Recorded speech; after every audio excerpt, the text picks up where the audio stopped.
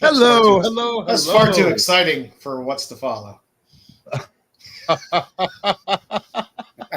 You like the new intro music for the waiting screen? That's good. Yes. Good. I retooled a lot of the show today. I was sitting here. I suppose I went to Nickel City Cons this morning, but being at a kids' party yesterday, the heat killed me. Kids killed me. Conversations at the party killed me. And I was just like, screw it. I'm going back to bed. Need day of recovery. I had days like that. It's better to go back to bed. Yeah. I've had a week like that. They'll start tomorrow. I have to make sure my cough drops or my comic drops. I literally just took some cough syrup. I couldn't find any cough drops. I'm like, damn it. I know I'm going to start coughing like halfway through I the had show. to get the crap ones, the Top Care. Nice. That cron cut will get you, Matt. Huh? That cron cut will get you. Yeah, I'm still getting over it. I don't know. I don't even feel like going outside. They I had like still a see UV you got warning cooties. today. You got cooties from Will. Probably. I haven't seen Will around. Where's I'm Will? blaming John Romita Jr. for it. I think he put his arm around me. Maybe he got me sick. I don't know. I can see that, because I'm sick of his art. That's fair. That's fair. So, welcome everyone to Kingdom of Nerds, the other comic show. We've been running this show for a little over 2 years now. Well, not even 2 years yet, because I had my Monday Madness show was comics and everything all in one. We have 4-hour shows on Monday nights, which was insane. So I had to break it into 2 shows, which I'm glad I did, because this show has become a lot more fun than talking about movies and TV shows. And who's hating on Star Wars this week? Everybody. Everything goes back to Snyder and Star Wars at some point. So yes, it does. What was that? Is that a Star Wars book? You know what that means? Who are you? I'm Ray. Ray who? Ray Skywalker. I love that. I know that pisses so many people off. I enjoy it. We should I do like a sequels watch along party, because those are so interesting. Yeah, that's Delato. Yeah. Yeah, Delato's. That's a great cover by him. In case you guys don't know, I'm here with my regular panel, the Knights of the Round Table, Matt, Heroes High Comic Club, Joe's Doolin, Lancelot, don't take Guinevere, and Nerdy Geek, new addition to Kingdom of Nerds. And Can I be Parzival? Sure. Nice. You don't want to be Merlin? No. You don't meet Gowan the Green Knight? Does that mean I'm I don't know. I don't know who I am. You will figure it out later. Everybody comes into their own at one point. And you guys in the audience, you are the court of the kingdom. Not peasants, the court. The royal court. Thank you very much. And let's say hi to the court. We got Ed LeBeau. I will do my best to be there. Bruce Spears. I am here in case of Mark Spears cards giveaway. Cards giveaway. Yeah. Spoon Man, what's going on, Spoon Man? Terry Floyd, hey all. Hey, gonna be late as usual. I'm not late. Oh snap! Here we go. Say, Malo. Good evening, everyone. Joshua Davis. Hey, hello. Joshua won the giveaway on Friday. What did he win? Books. He won books. Mark Spears books. Naps are always good. yes. My ex-friend, Movie Madness Entertainment. Josh just stopping by to leave a like. Have a good stream. Apparently, he's not going to stick a knife in my back today. Day's not over. Day's not over. Missing Mars Cooties from Will. Who? I want to know, Matt. Did Will show up to the con with his blanket and his couch? No, he didn't. I was surprised, but he didn't. That would have been cool. He should have done like interviews in the corner somewhere, like in his chair. We got Robert Pop Springs. Hello, Nerdy Geek, Kingdom of Nerds, Heroes for Hire Comic Club, and Joe's Doolin. I have been to court enough in my life. Yeah, me too. Me too. Terry, Joe, Deadline won so for just a bit over 300. I considered pulling the trigger on it, but I have a few bids on some other auctions that I'm waiting on. But yeah, that is a good deal. Yeah, another Del Auto. The Lotto. So it's going to be a good show. I updated some graphics on the show this week. So people were complaining about some of my intro videos for segments. So I was like, screw you guys. I'm stepping up my my intro game, whatever. And I've had to scrap all my intros. All my good intros for Friday. I've had to scrap now. I've had to clean up the show. I want to tell why you scrap them? There because what am I gonna do? What am I gonna do? My foot ones and and Nerdy, I watched your unboxing video and your FOC video. Good job. Appreciate you, Matt. So and for anyone that's here, there might be a giveaway today. There are 1, 2, 3, 4, 5 books.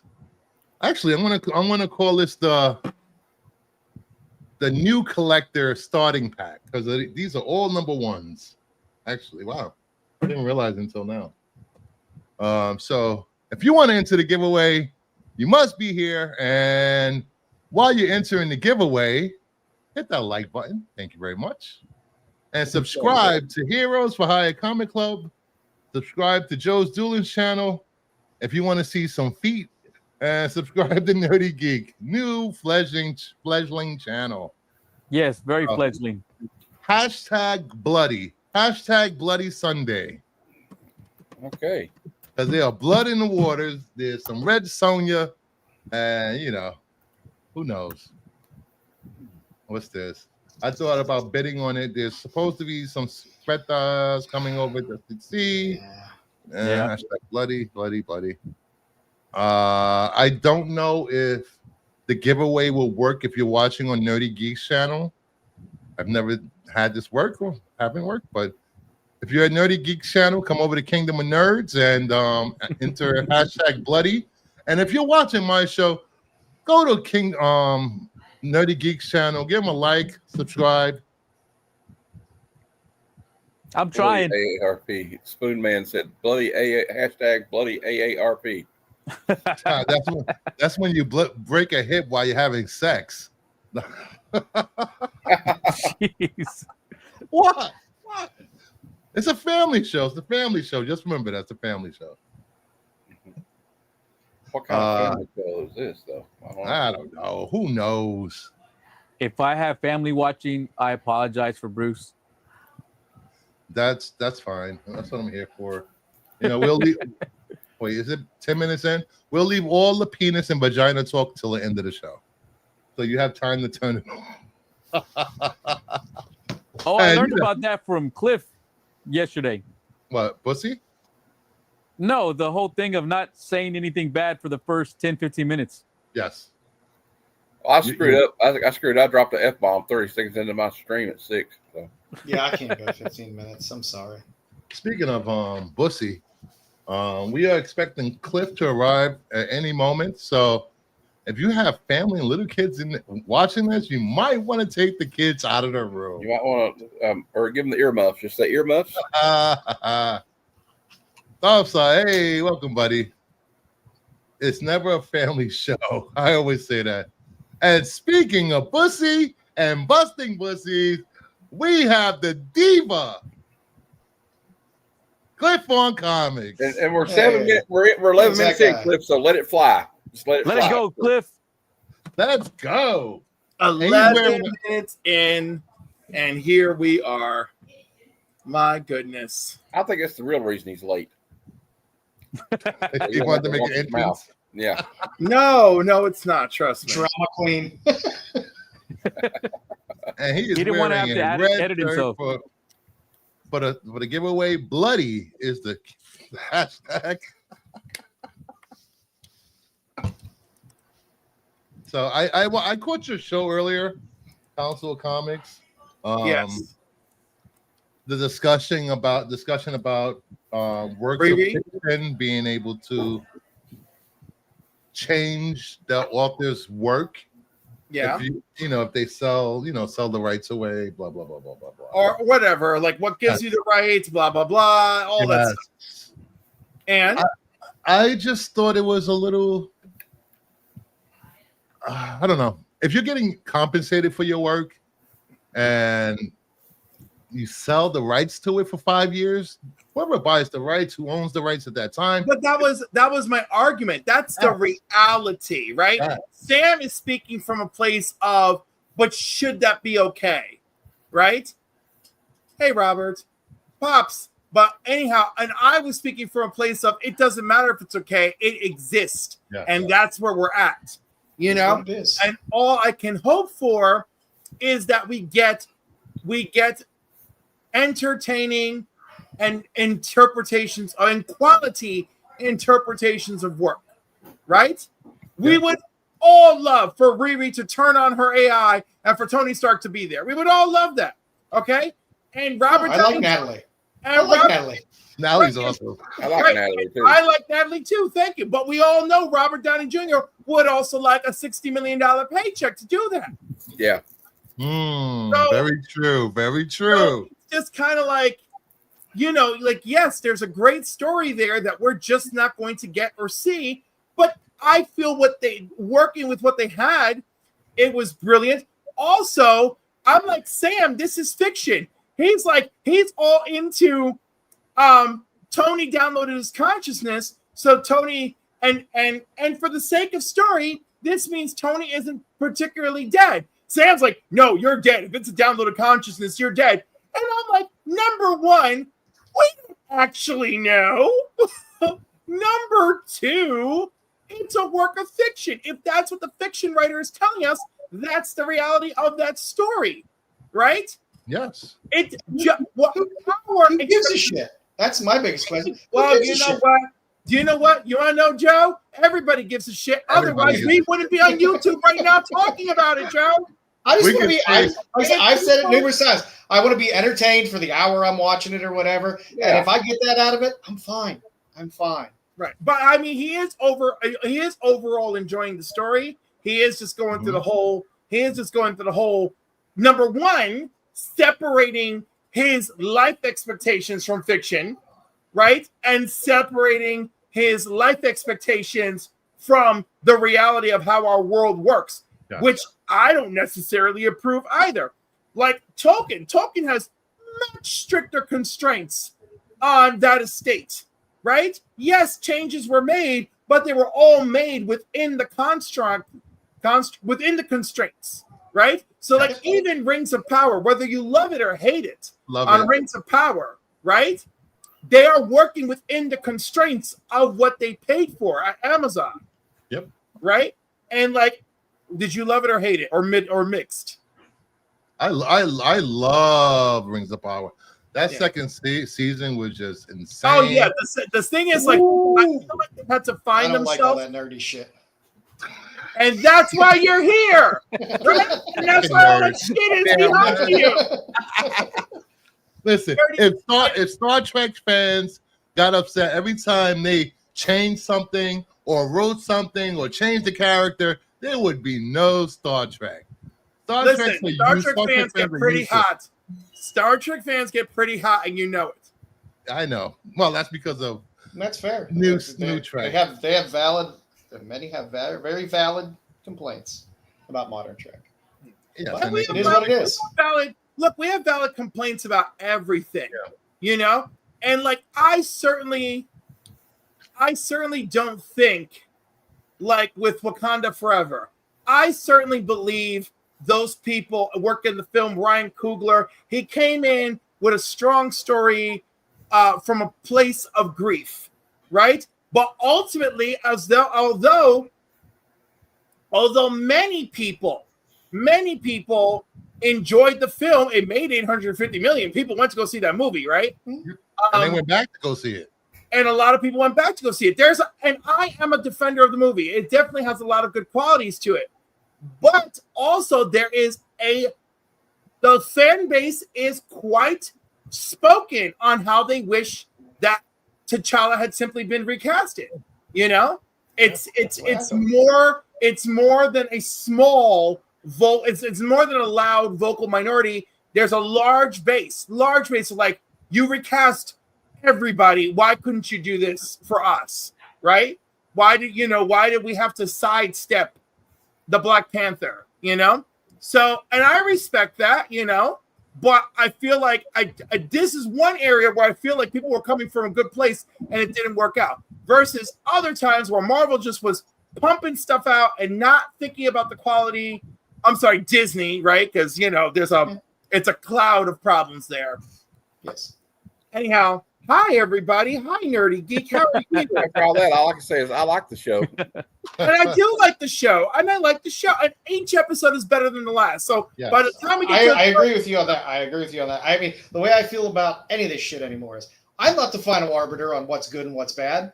I just know what I like and what I don't like. And that is what it is. There's going to be a crowd that likes it. There's going to be a crowd that doesn't. And if you like it, that's good. That's something. All 5 of us on this panel are old enough to know that Yeah, you guys all old. back in the day was few and far between. So I'm happy we got anything. So, okay. Usually, yes, but also I do want quality. I over quantity, right? And like I think we're at a place now where we can all be clear on that, right? Yes. Well, their quality has a ceiling as well. I mean, I'm not watching A24 movies. I'm watching Disney shit. Listen, So, I mean, it is what it is. So listen, even A24 has a finite ceiling, my friend. Oh, they have All some right. stinkers. Listen, people love Lighthouse. That was one of the most boring movies. I love Lighthouse. I But love that fucking movie. but People listen, love it. But listen, man, you got to go into it knowing what you're going to watch, right? Exactly. It's an art film. If you don't like art films, I you like shouldn't art be- films, but that But was then you have to reapproach it. It is a brilliant art film. Art films also tend to be boring if that's not what if you didn't come for that, you know. Also, the movie just may not have been for you. Period. Right? But it is a well-structured film, in my opinion. well, maybe because I was waiting for them to actually hook up in the Lighthouse, and it never happened. Well, we all want that, Bruce. But you and I know the queers. We get the bottom end of the straw time and time again. You know it. All right, that's what we get. And once in a while, we get a quality product. I don't know what you're talking about. I see more cocks swinging around on these movies nowadays than I see Bush. Yes, listen. I feel like the balance of power is balancing out, but I'm also not getting the dirty hookups. You know, I want the dirty hookups. I want to recommend That's some shows made in Spain. There's so many hookups. It's insane. Some of these drama shows, it's more vagina, tits, and penis flopping around in these shows than I've ever seen on American TV. I was just like, whoa. Let me favorite this.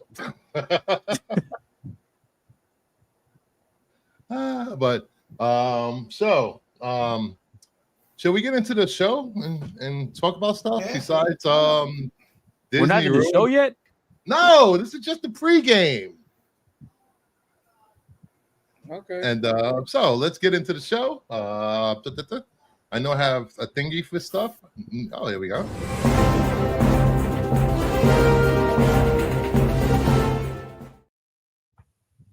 Ooh, new intro for the news, guys. New intro.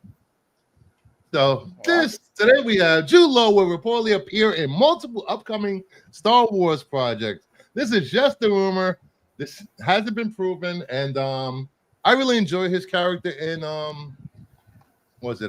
Skeleton Crew. I couldn't stand the kids, but I liked his character. I would like to see him come back. Yeah, he was a fun character. I liked his character. I'm done with it. I really just want a skeleton crew to kind of be a one-off thing. I hate how they gotta keep. And I feel like the Star Wars universe is big enough that everybody gets to play in the sandbox. This is its own sandbox in the Star Wars universe.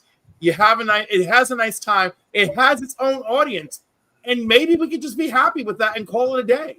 You know? Yeah. I mean, I didn't mind Skeleton Crew at all. It had its fun moments. It had its flaws, but overall, it was something different, which I appreciated. They tried something different. I like when they try something different. It's not always going to stick. It's not always going to land, but at least you tried something different. Yeah. You know, because I understand that the Doms of the world, they want to stay in that same era of Han, Leia, Luke, Darth Vader, blah blah blah, rotate, repeat, recast, repeat. But isn't this what people wanted from Disney, for them to try new things and venture outside of just that pocket universe? The Star Wars universe is huge. There's so many stories. That's my problem. Every time that it is a massive universe, but then every time there's a character somebody likes or something has a little bit of critical success, then you got to build a universe around it and have 8 million shows all tied together, and then every show is just like a long trailer for the next series that's going to come out. I was like, just give me a nice contained story arc in a season of something and be done with it. I want some more movies. It's okay to do one-offs. What was that, Matt? I want more movies. They're just making series all the time. I want a movie. How about a movie? That'd be nice. Exactly. When is this Mandalorian movie coming out? Right? Next year. I want to see one like, okay, they can do it. They proved they can do it with like they did with one of the last Mandalorian season 2. Maybe we could do like a further adventures of Luke Skywalker before he turned into a blue milk drinking recluse. God damn you and that goddamn Luke Skywalker. God damn you for putting a Star Wars slide in here. You know where this would go. Yes, I did. So what? I really want to know. I want to know what he did before he turned into a wuss and hit on an island and drank a bunch of milk all day. He was a wuss when he first started out drinking milk. With no training. I want to see Star Killer. That's what I want to see. Star Killer in live action. Yes, I want to see him pulling down a Star Destroyer while he's standing up, crashing to the ground right in front of him. I want to see that. Anybody want to see a Darth Plagueis trilogy? If it's done well, just finish a goddamn movie and put it out. That's all I ask. Exactly. Just finish a movie. It's been a long time since we've had a Star Wars movie. It's fucking Disney. 40 years later, we're not getting Mara Jade. Not happening. Never will. Not happening. Unless you want to see George Lucas's heart explode. I don't understand. That man approved every book she appeared in under his own watch. Why does he hate her? Because he doesn't think Jedi should be married. Right, but Luke was all about effing up tradition. So what? Oh, he approved all these kids running around. Luke's kids, Leia's kids just running around. Well, he always said canon was just what he put on the screen. The books were never canon. He's always said that. He's never went away from that. Always said that, but well, I guess the fans didn't get that freaking memo. The fans did not get that memo. Nope. No, they did not. But Star Wars versus Star Trek. Star Trek wins. Old Star Trek, maybe. Listen. Captain Kirk can kick Luke's ass at his prime. All right, thank you very much. Bullshit. You're a little sick in the head there with that one, guy. Come on. I am. All Captain Kirk can do is make out with green women all day. Look at this. No. All of the Jedi and the Sith. Listen, Captain Kirk. Better than dreaming about your sister all day. Captain Kirk is a fine combatant, and he probably would actually give Han Solo a run for his money. That would be a real fight. Everybody knows Jean-Luc Picard is better. So, okay. Huh. I'm done. Huh. I love Captain Picard. I don't know. My favorite captains is always going to be Janeway. Janeway had one of the most complex stories and backstories, and she didn't mind getting her hands dirty. I also like Captain Cisco. I love me some Cisco. Well, see, they all have their merits. Like, it depends what you need the situation for. Yeah. If you want somebody who's going to be negotiating, you want Picard. If you want somebody to go to war with you, you want Cisco. If you want somebody to lead you in an impossible situation that nobody has any idea of, you want Janeway. Every captain has their merit.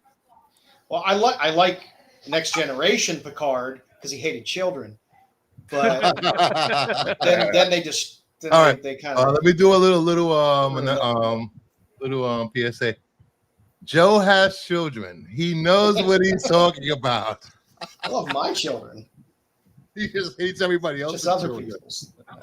Like what Terry Floyd just said. I'm pretty certain Captain Kirk was an imposter in the way he died of a alien. Oh, he gets that man had immunities. He built up immunities. He got Klingon herpes. That's Janeway, damn it. Janeway. I like Janeway. Yeah. She's all right. Janeway was a good captain. She was. I got to start reading more Trek comics. Yeah, you don't really. They're not. Very good. I might. I don't know. Maybe if they go away from IDW and someone else gets them. Outside of Red Shirts, because Red Shirts does look good. Red Shirts does look good. I like. I'm enjoying Lower Decks. I'm enjoying the comic. Lower Decks is fun. The Lower Decks is fun, but it is what it is. It's you're kind of reading it for something else more so than just Star Trek. Yeah. Yeah. I like how they kind of go through all the lore, on it a little bit. They kind of joke around about it. They have fun with it. Yes. Boimler is a Trekkie who just happens to be in Starfleet.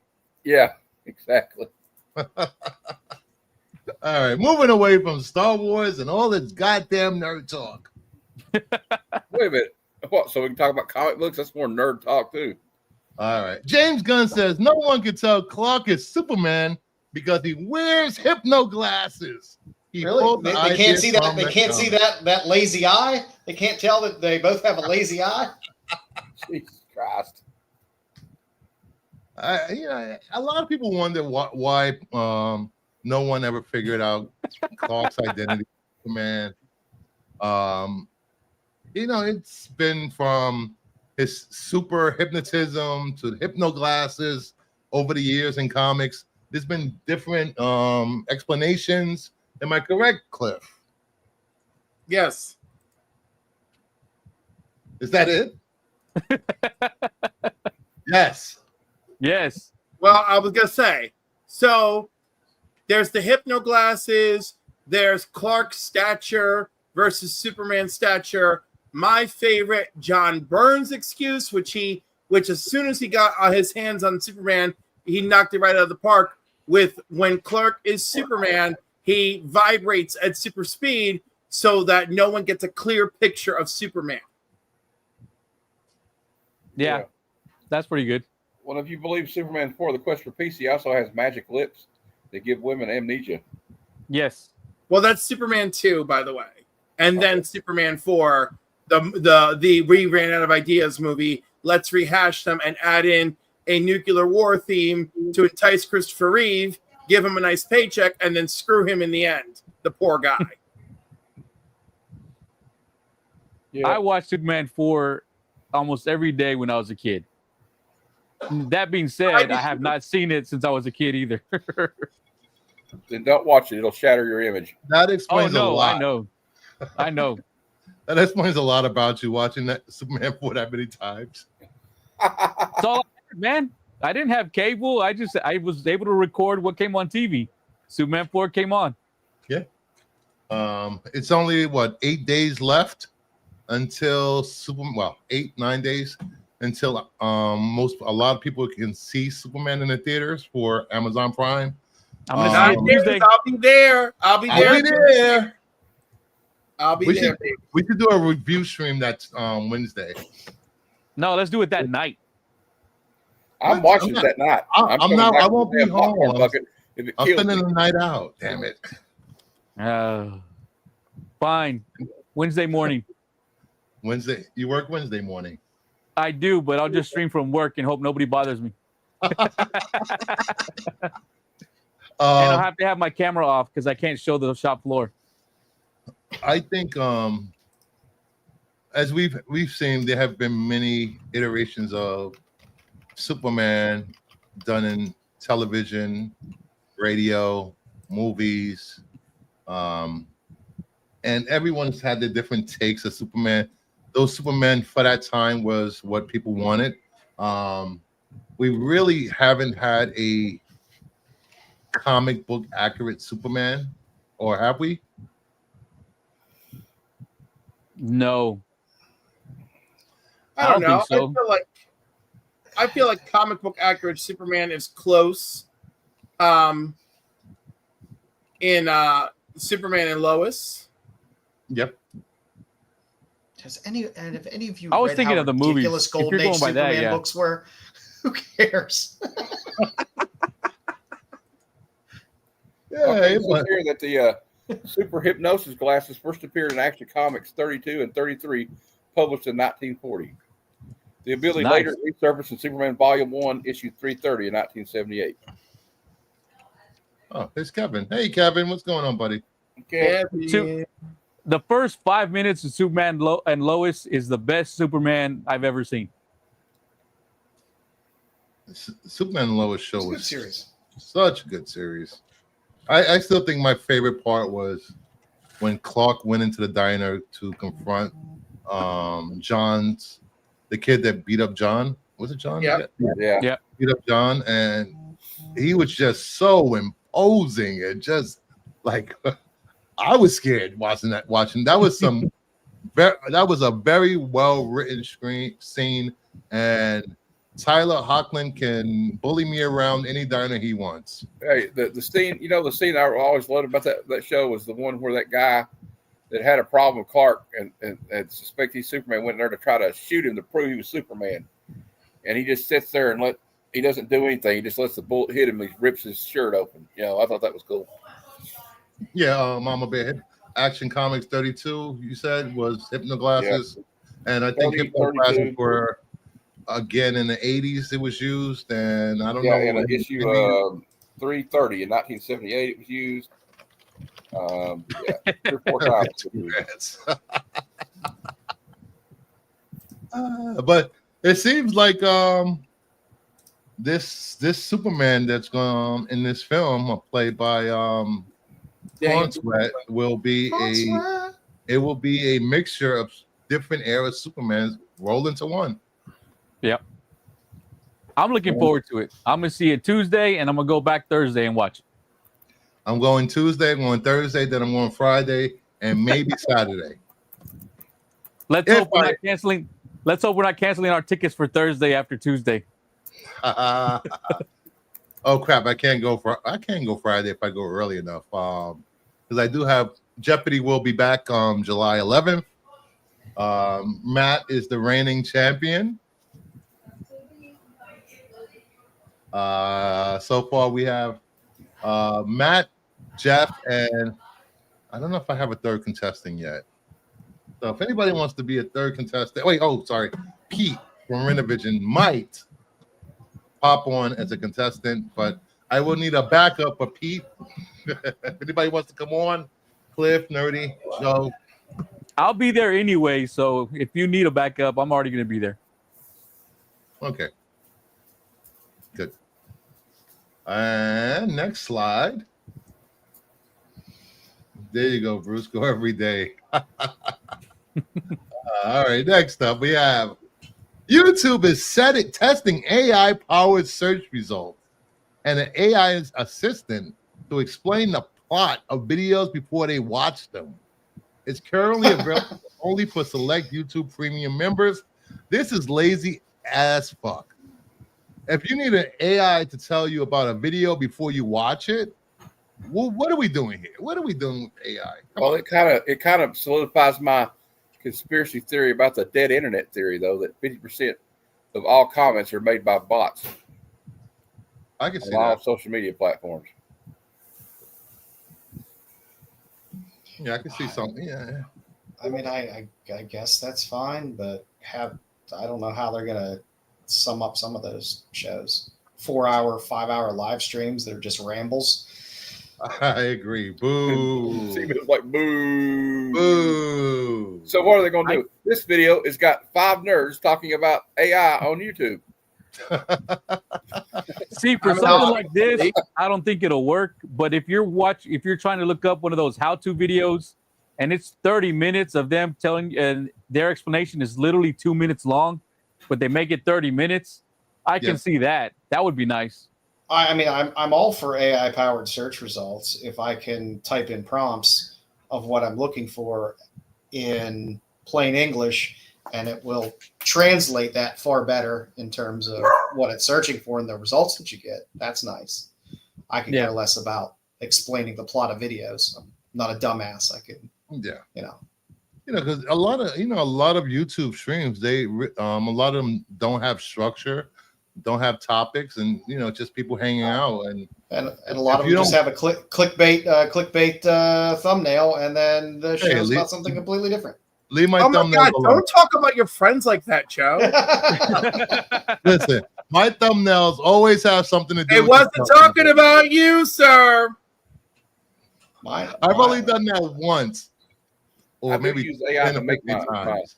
I don't know, Bruce. You got awfully defensive for somebody who's only done it once. Yeah. Right? Well, his DC, he pulled together his DCU like image, and he's been rocking it ever since. That DCU thing looks pretty great. I changed it up this week. Instead of using, who worked on that? Yeah, that thumbnail.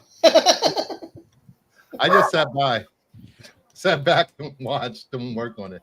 A combination of Joe and Pete from Rena. Thank you guys for helping me with that. And in case you did not see this week's thumbnail for On the Hunt, one of the best shows on YouTube, unique show. Here is the thumbnail. Old school Wonder Woman. Love it. See, you kept it similar. Yeah. I want to start doing those close-up shots instead of full body shots, because some of the body shots, some of the characters look horrible. Okay, but I'm saying I appreciate both. Just do what you got. And Wonder Woman has by the way, the Guy Gardner one looks fantastic, by the way. I love that Guy Gardner with the bat. Yeah. The only one I really didn't like was probably the Doomsday one I did. Doomsday wasn't that bad. Superboy, I love. Supergirl, great. The Batgirl, Supergirl, Wonder Woman one, cool. You've done Superman twice, just fine. You're doing all right. You're doing all right, kid. Yeah, I'm doing all right. And I'm making people aware of DCUs now. So, all of a sudden, everybody's hopping on the DCU train. Let's go. I'm not, but I'm out. Howdy, Nate. You made me aware of them to where I actually look for them when I'm out somewhere. Yep, because you never know. I only look for them to give them to you if I find them. That's hilarious. Hey, Nate. What's a DCU? If you want to know more about DCUs, head over to Kingdom of Nerds and look on the playlist for On the Hunt DCU logo. There are 18 videos that you can watch, and it will explain to you everything you need to know about these rare, hard to find gimmicks that DC did in the 90s. I got this down to a science, damn it. Almost. You're getting there. Yeah. Are there any new undiscovered before DCU covers that have been discovered recently, Bruce? There might have been one. I have recently been given credit for finding a new DCU logo variant that was not known before. So people had to rewrite their list. It's going to be added. It's a trade paperback. It is the only known trade paperback that has the DCU logo variant on it, and that is, was it Lois and Clark, the Adventures of Superman? Yep. So that was a good one, man. That was a good find. Bruce is creating a DCU market single-handedly. I am. I think I have the most DCU logo variants slabbed. I have like 7 boxes of DCU logo Do you variants. do you have it on the CGC registry? No. You should put them on this registry and try to win yourself one of those prizes. There's prizes? I like free stuff. Yeah, there's Hey, prizes. Boggs. There's Vox. Hey, Will, baby. Oh, Boggs, you're invited on the Jeopardy show, and you're invited on next Sunday's The Other Comic Show. remember, you'll have a homework assignment though if you get on this show. So Yeah, Yes. you have to. Yeah, there's homework on this show. We just don't sit here and not read books. We read books on this show. This way, we're able to review them and give you guys a perspective on if you should read these books or not. You know, not every new comic book is for everyone, but there might be something you hear about here that you might want to pick up and read. That sounded good. It sounded like a good pitch, didn't it? And at first they tell you, oh, it's just 3 books, but then sometimes they'll throw in the issue 4 or 5. If you hadn't read them, you got to read all of them up to there. Listen, I'm still playing with the idea of having everybody read 25 issues of the Green Arrow to review it. oh God, Remember, I'm dyslexic. I need more than Saturday night to get the list. yeah. I got you. I'll give you 2-week notice. All right, next up, FX is nearing a pilot order on Very Young Frankenstein, inspired by Mel Brooks' Young Frankenstein. Brooks will serve as an executive producer alongside Taika Waititi and the team behind What We Do in the Shadows. It makes me feel a little better about it. But Yeah. Okay. some things are just what they are. Some things should just stay what they are. Mel Brooks is 99, isn't he? Yep. Yes. Yep. Just turned 99. Okay. Young Frankenstein is such a wonderful, wonderful movie. It is what it is. That you don't need to revive it with something similar. Just do new shit. Come on. But I guarantee you, they'll never do a series of Blazing Saddles. No. No. No. No. I think that ship has sailed. Yeah, a long time ago, my friend. If you're really young watching this and you've never watched Young Frankenstein, go watch it. It is So good. fantastic. Well, I watch it every Halloween.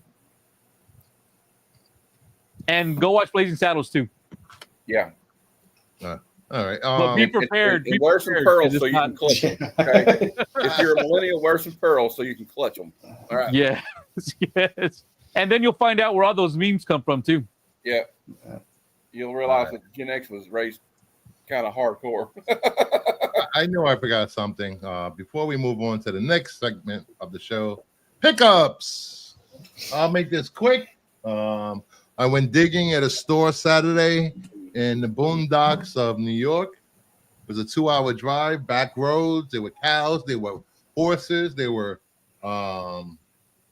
every type of animal that I've never seen in my life. Sounds like where I live. And it was hell. You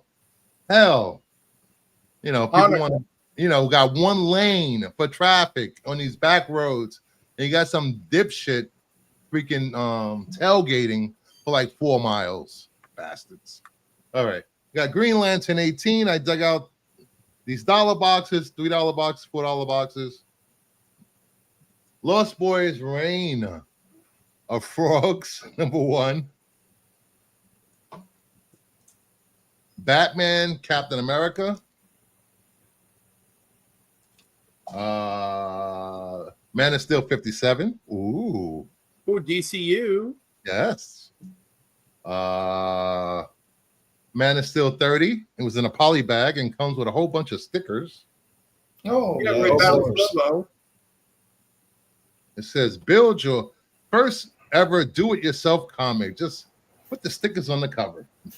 Wow. Be more fun if it was like a color form. Take them on and off. Yep. Green Lantern 61. DCU. Green Lantern 54. DCU. Detective Comics 675. DCU. Batman 508. DCU. Superboy, number 1 in DCU. Hey. Azrael, number 16, DCU. Green Lantern, 52, DCU. Action Comics, 685. Seeing a pattern for him. 695, DCU. Yeah, the guy in the shop was like, you found all of those? I'm like, yeah. Azrael, 15, DCU.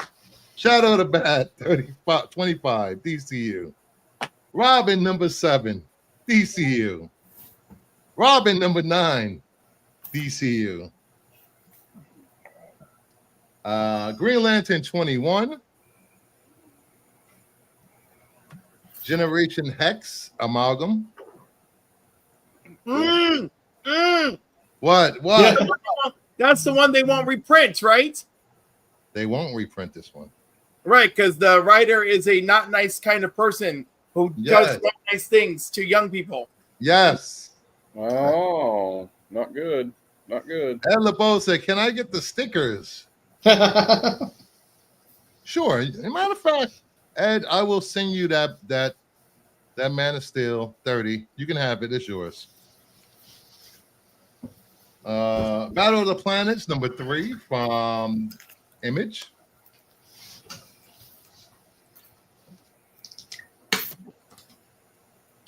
I don't know how this somebody over in the next room grabbed this book and threw it in my pile. It was not me. Yeah. Pokemon, free comic book day book. Okay, never knock Pokemon stuff. People love that shit. And here was our late guest that was a little late, but he's here. Quentin Collins. Quentin? Someone later than me. Oh my. Yeah. You are not the diva. Comics kid. Yes, I found all of these at one store in what was that? Johnstown, City, New York. It's probably like 20 minutes outside of Binghamton, near the Pennsylvania border. And final book, Purgatory. Nice. Now you're talking my language. There you go. Little Purgatory for all of you guys that like these type of covers. Yes, I like tits. Go ahead, Matt. Hey, God damn it, StreamYard. Yep. Well, I won this. I won this on a giveaway from AWO Comics. Please, everybody, settle them up. Just like this guy and his 2 little sons. They do comic book stuff. He had a giveaway like for Spider-Man 1 or Marvel Team Up, Thor, Spider-Man, and he had a mystery one. And since I had those 2, I said, I'll take my chance to get the mystery comic. So I got this. Peter Parker. There you go. Oh, nice. Tarantula action. Yep. That's about it. And I want to give away on Fires giveaway on Whatnot. I paid $3 for an Iron Man book, and then the giveaway was right after the last. It's probably $3 too much. I won this. There you go. Nice. Right. But I mean, $3. I guess 6 shipping and handling. But yeah, $6 for that. I'll take it. I got a stack of those. One of these days, I'll get some of them graded. That's it. If New York is close to PA, they must be Amish. Half Amish. Yes, I passed a lot of buggy signs going down the back road. Gotta watch for the horse and pretty buggies. good condition, except for this corner right here. Nice. Well, in that one, but still, there's not a lot of spine ticks on it. So, Well, as long as it doesn't have stains on it, it works. yeah, it don't. Yeah. It's got me wanting to get some more Peter Parker when I found out I was doing some research on it that Mike Tech did a lot of these, a little bit of the run. Well, not this one, but I meant some of them. Yeah.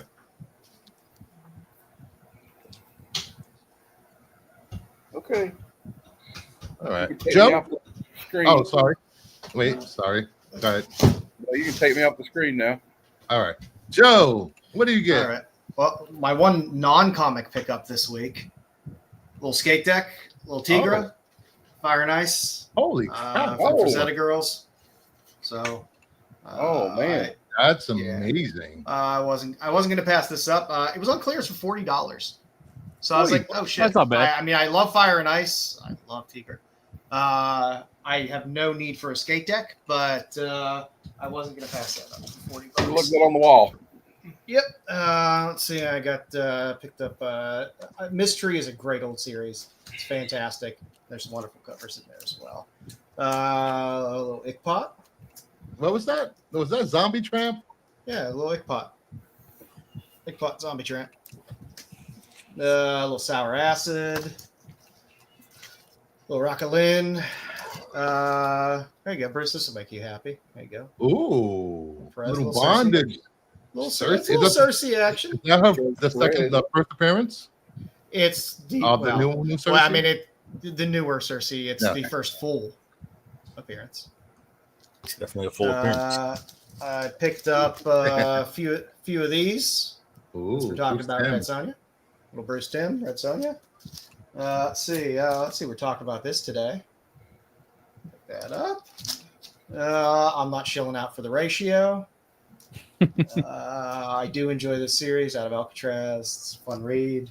I will pick up any Aspinall covers, and it's a good Superman cover. So, got my Coker, little Crypto, Zono, Mora, little Doom Division. I love this cover of Sweet Paprika. I just couldn't help myself. Aww. It's just adorable. I like that. The most innocent cover of them all. I know. Yes. Innocent and Joe do not go together.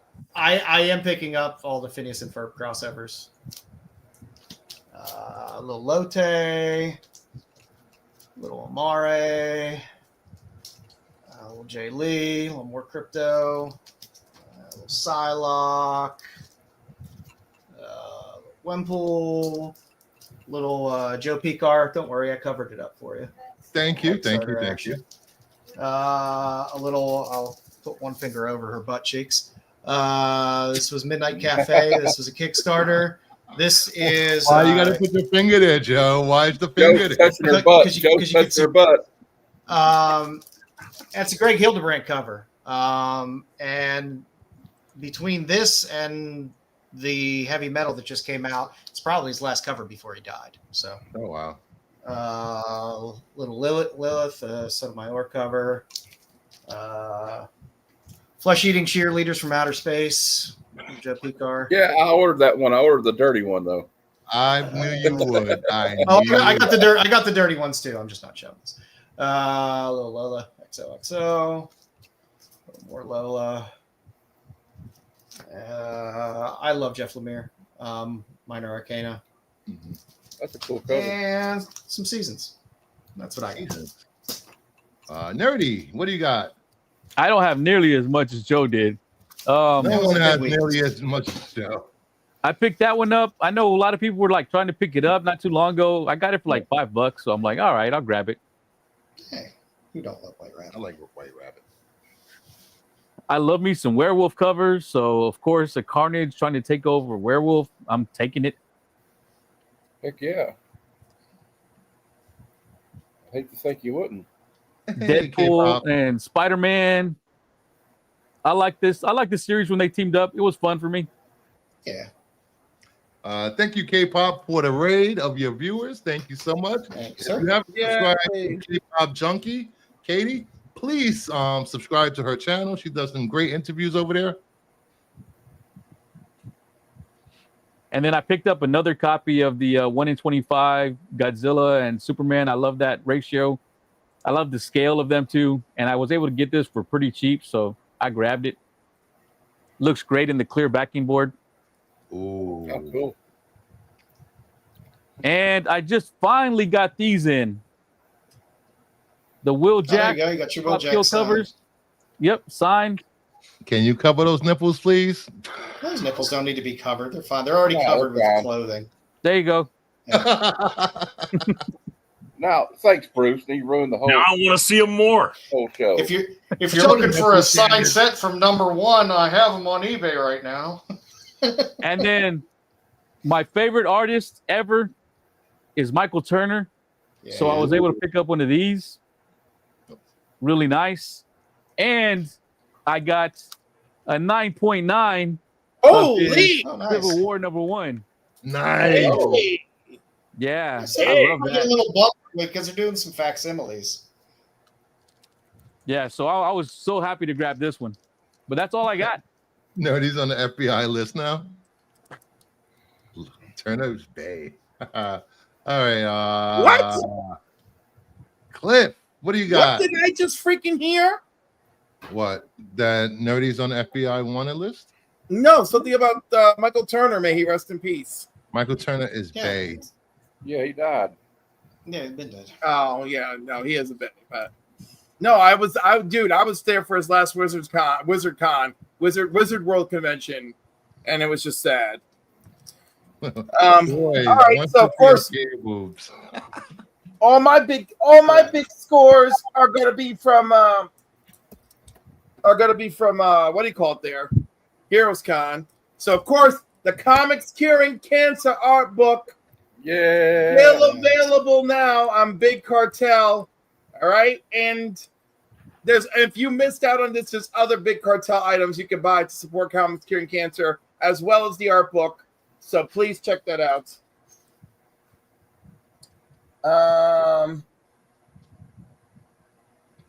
I forgot about that Avengers haul. All right. So let's get into the Spidey. So I was really happy because I picked all these slabs up for $125. So we got Amazing Spider-Man, $260. All right. It's a That's nice newsstand. cover. Ooh. Not Yeah, that I even care, because I'm pretty sure this era of newsstand doesn't mean anything. It's pretty common. It doesn't, but it does. People still like to hear newsstand. So even though Yeah, the ratio of it doesn't matter, people still like it. Like, honestly, I think if I had a Pence version of this, it would be more like exciting. But still, Newsstand. I love newsstands. I only paid $125 for all of these.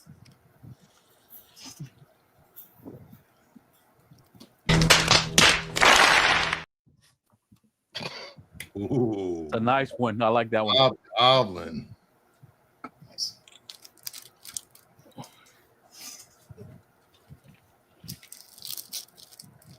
And $260. I love that cover.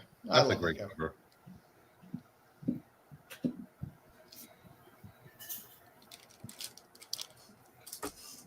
Yeah, And- it does have. And my favorite and the most exciting of the bunch, Ooh. 140 Amazing Spider-Man 149, the first appearance of the clone, later to become Ben Reilly. So that was just Before he learned to cut the sleeves off his shirts. that was some happy-go-luckiness. And then so many loose comics that I bought at this show. I mean, it's a lot. So we're gonna try and cut to the Speed run highlight. it. Speed run it. You want to speed run it? Speed run it, baby. All right. Marvel 1000 signed by Arthur Adams. Nice. Ooh, nice. I got it signed by him. X-Men Classic. I picked it up the night before. Got it signed by him. X-Men Classic #1, newsstand. Picked it up the night before. Got it signed by him. Dollar Comic. Dollar Comic. Nice. Dollar Comic. Hey, I love those Brave and the Bold team ups. They're fun. Listen, I love them even more when they're $1. They're great. Hell yeah. X-Men Classic, regular edition, ran out of money to pay this man. Hold up, Cliff. One second. I thought about you. Saturday while I was digging through boxes, and the store I went to had almost a long box full of Marvel team ups. $3, $4, $5. Now I got to go shopping. Super Villain team up. That whole run is fantastic. Super villain team ups. Iron Man Christmas cover. Hey, homicide. This issue happens not only does Lois find out the secret, but it happens to be by Bob McLeod. I did not get it signed up to show by him. I intend to get it signed up Terrificon. Avengers 235. Nice. Avengers 238. Avengers 240. You've been getting You jumping clean on up. the Avengers train here lately. 241. Okay, there's nothing wrong with hitting 243. some run fillers. Yep. 244. 248. 249. Standard. 249. Newsy. 247. 246. Newsy. Come on, kids. New Mutants 22. Ooh. I One love of my those vintage favorites. covers. One of my favorite 0 hour covers and comics. And I think I may actually go and try and get the DCU one. Superboy number 8. Oh, you want one? I have like 10 of them. Well, if you're going to part with a DCU one, please.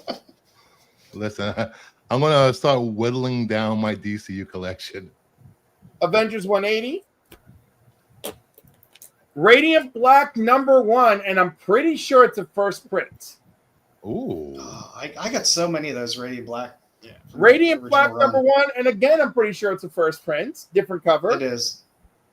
X Factor number 1. There you go. Nice. Yeah, This such is a like, great book. I think this is my 5th or 6th copy of X Factor number 1. That was the first run I ever completed as a kid. I got 1 through 100 and finished it, and that was always such a feeling of accomplishment. It's a beautiful thing. X-Men Classic number 80. I think I grabbed this because it's a Romita cover. C Bizzle is claiming Radiant Black books. Yes, I hear the words, and yes, it's not going to happen. The Avengers, Avengers 259 Newsy, Avengers 252 Newsy, 251 Newsy, 250 in a Newsy, 203. X Factor number 2. No one ever thinks about X Factor number 2. I'm very proud of these books. All right, these were not dollar bin. These were not dollar bin dives. All right, Green Lantern 182. Cool. Nice. 183. Ooh. That's John Stewart. My favorite, 185. my favorite Lantern, John Stewart. Yep. Marvel 2-in-1. The first and second appearance of the Guardians of the Galaxy, and I believe it was years after their first appearance. Thor.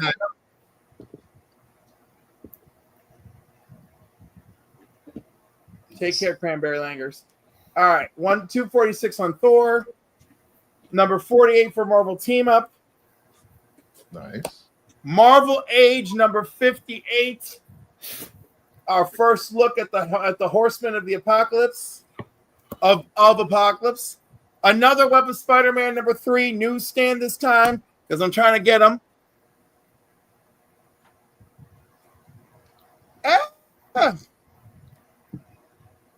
All right, it gets crazier. All right, so it's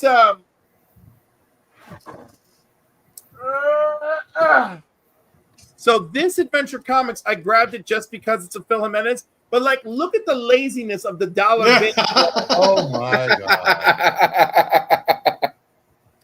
Superboy and the Legion 222.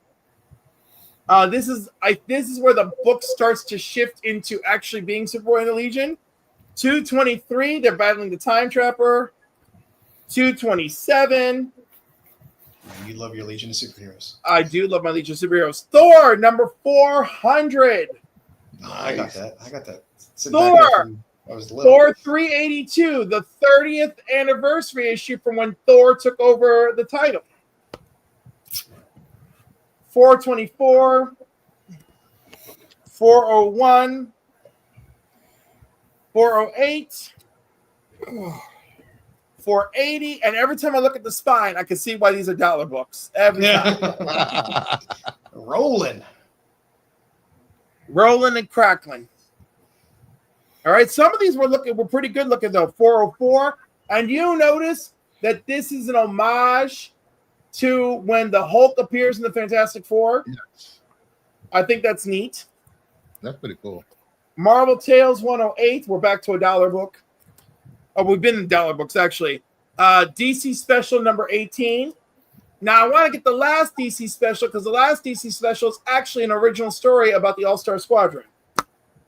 Thor 402, 403, 396, 389 in the newsstand. Nice. 403 in the newsstand. Thor Angle number 12. Thor number 392. Number 397. Number 395. We're almost there, folks. I can see the finish line. 416. 461. Ooh. The 450th issue. Because apparently I was like, let me grab every anniversary. Yeah. Why not? 451 with Blood Axe. 2 copies of issue 460. Nice. Oh. Yeah, that's a nice one. Thor number 482, which marks it the 400th issue of Thor taking over the title.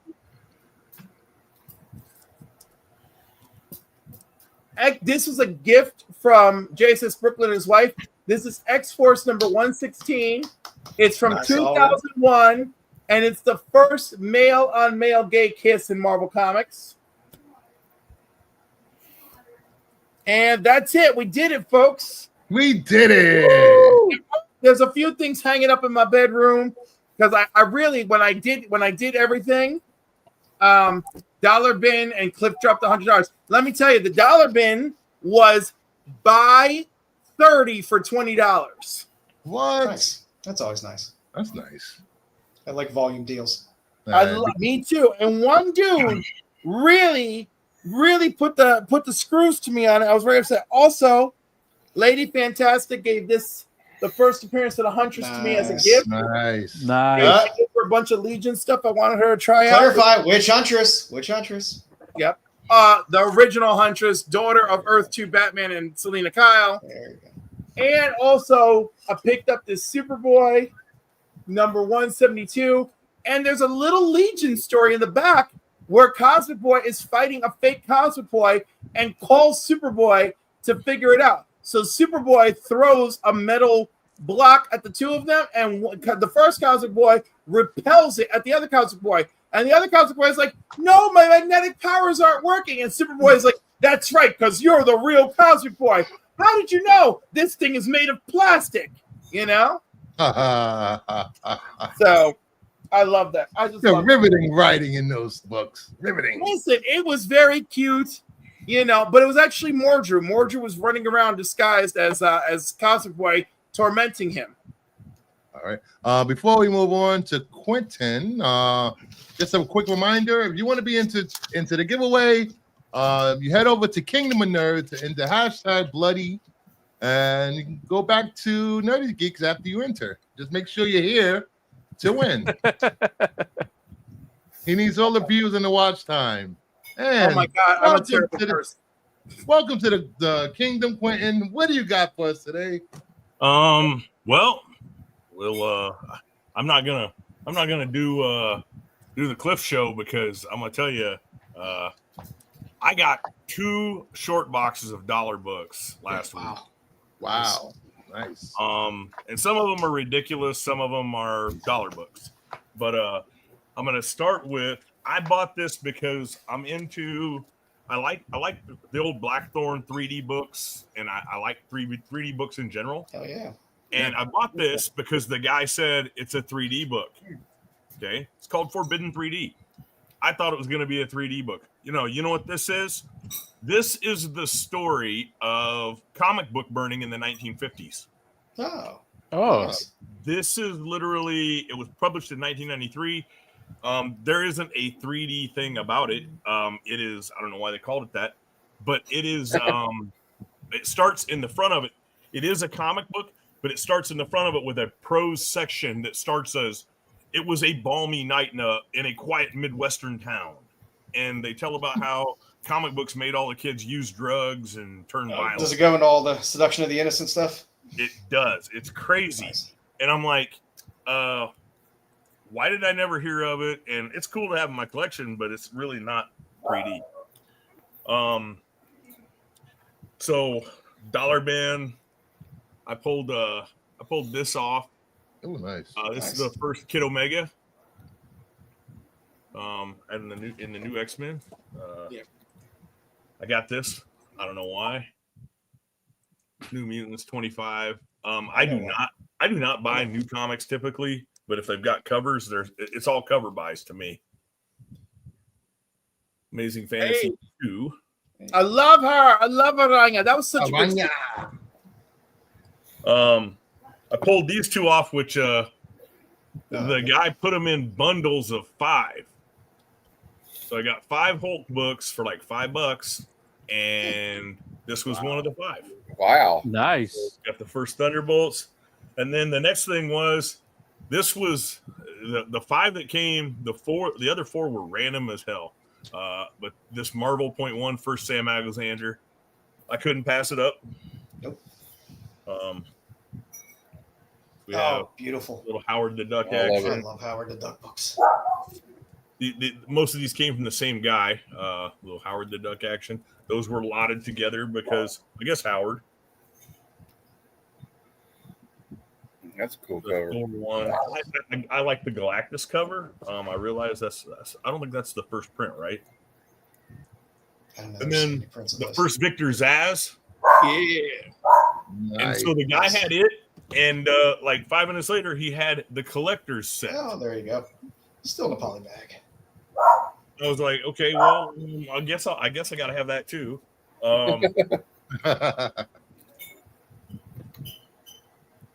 I always grab up the House of Secrets. Oh, can't go wrong with that. Nice. Very nice. Secrets of Haunted House. I showed some of these Friday night, so I don't want to bore anybody too much. Supernatural thrillers with the Living Mummy. Yeah. People always forget about We got those a Marvel ones. 12-cent Dell Ghost Stories. Oh. Ooh, Nice. I love those tail covers. And Doesn't look in bad shape for Adele. Oh no, it's not bad. Not great, but it's not bad. For Dell, that's good. I make no apologies. There's none to make. It's Second printing. I buy the second prints of these. I buy the second prints of the Bishop issue and the Cable issue as well, with the gold. They tend to go really cheap, and I see them a lot less than I see the real ones. We have Daredevil with the man without fear and the thing that burns fear at its touch. So some ghosts. Oh, good series. Which I bought the ghost because I wanted this. I ride a motorcycle. I saw this cover, and when I read it, the guy's contemplating leaving his dead rider on the road. Oh. Nobody will know. And I was like, that's just typical America. That's it. Yikes. I have a little Scarlet Witch, like different covers. I was just gonna stick this in with that little bundle. That's David Nakayama. Yeah. And anybody who's ever like bid with me or been in an auction that I was in, I get a little ouchy when people try to snipe me. And I took that from a guy just because he sniped me before that. But then somehow I wound up with a bunch of Scotty Young books. Oh, nice. And I'm not a huge Scotty Young guy. I do love the Planet of the Apes, but I got these yet again. They were kind of in a bundle, and I wasn't going to just let it go. I was buying them. Bundled Scotty Young stuff sells well on eBay. Yeah. Yes, and that's kind of what I was like. I guess if I part with it, that's all okay. You know, when you pay $1 for them, they're always okay. So nice. This is signed by Michael Turner. Oh, nice. There we go. You know, there's no COA. I wasn't there. I bought it. But the idea is I've got about a dozen Michael Turner autographs. Okay, he's not signing anymore. Certified, the JSA, they throw the COA away. They don't really care about it. They're going to verify it using forensic information. Ben Temple Smith, Wormwood. Nice. And then for the cheesecake cover, this is signed by Nathan Zerdy over here. Nice. Can't go wrong. And that's just a reprint of 130. It's not like Dazzler's going to wow you with the story in the interior, so might as well just get the cover. Star Wars 12, Star Wars 13, Star Wars 14, Star Wars 48, and this will be my last book, Bruce. You can give it up. Terminator: The Burning. Oh, nice. Oh, Hey, I love that book. What's up, Rob? Ross. The Burning Earth one was one that I even commented in the guy's comments that was Alex Ross's first work, and nobody bid on it.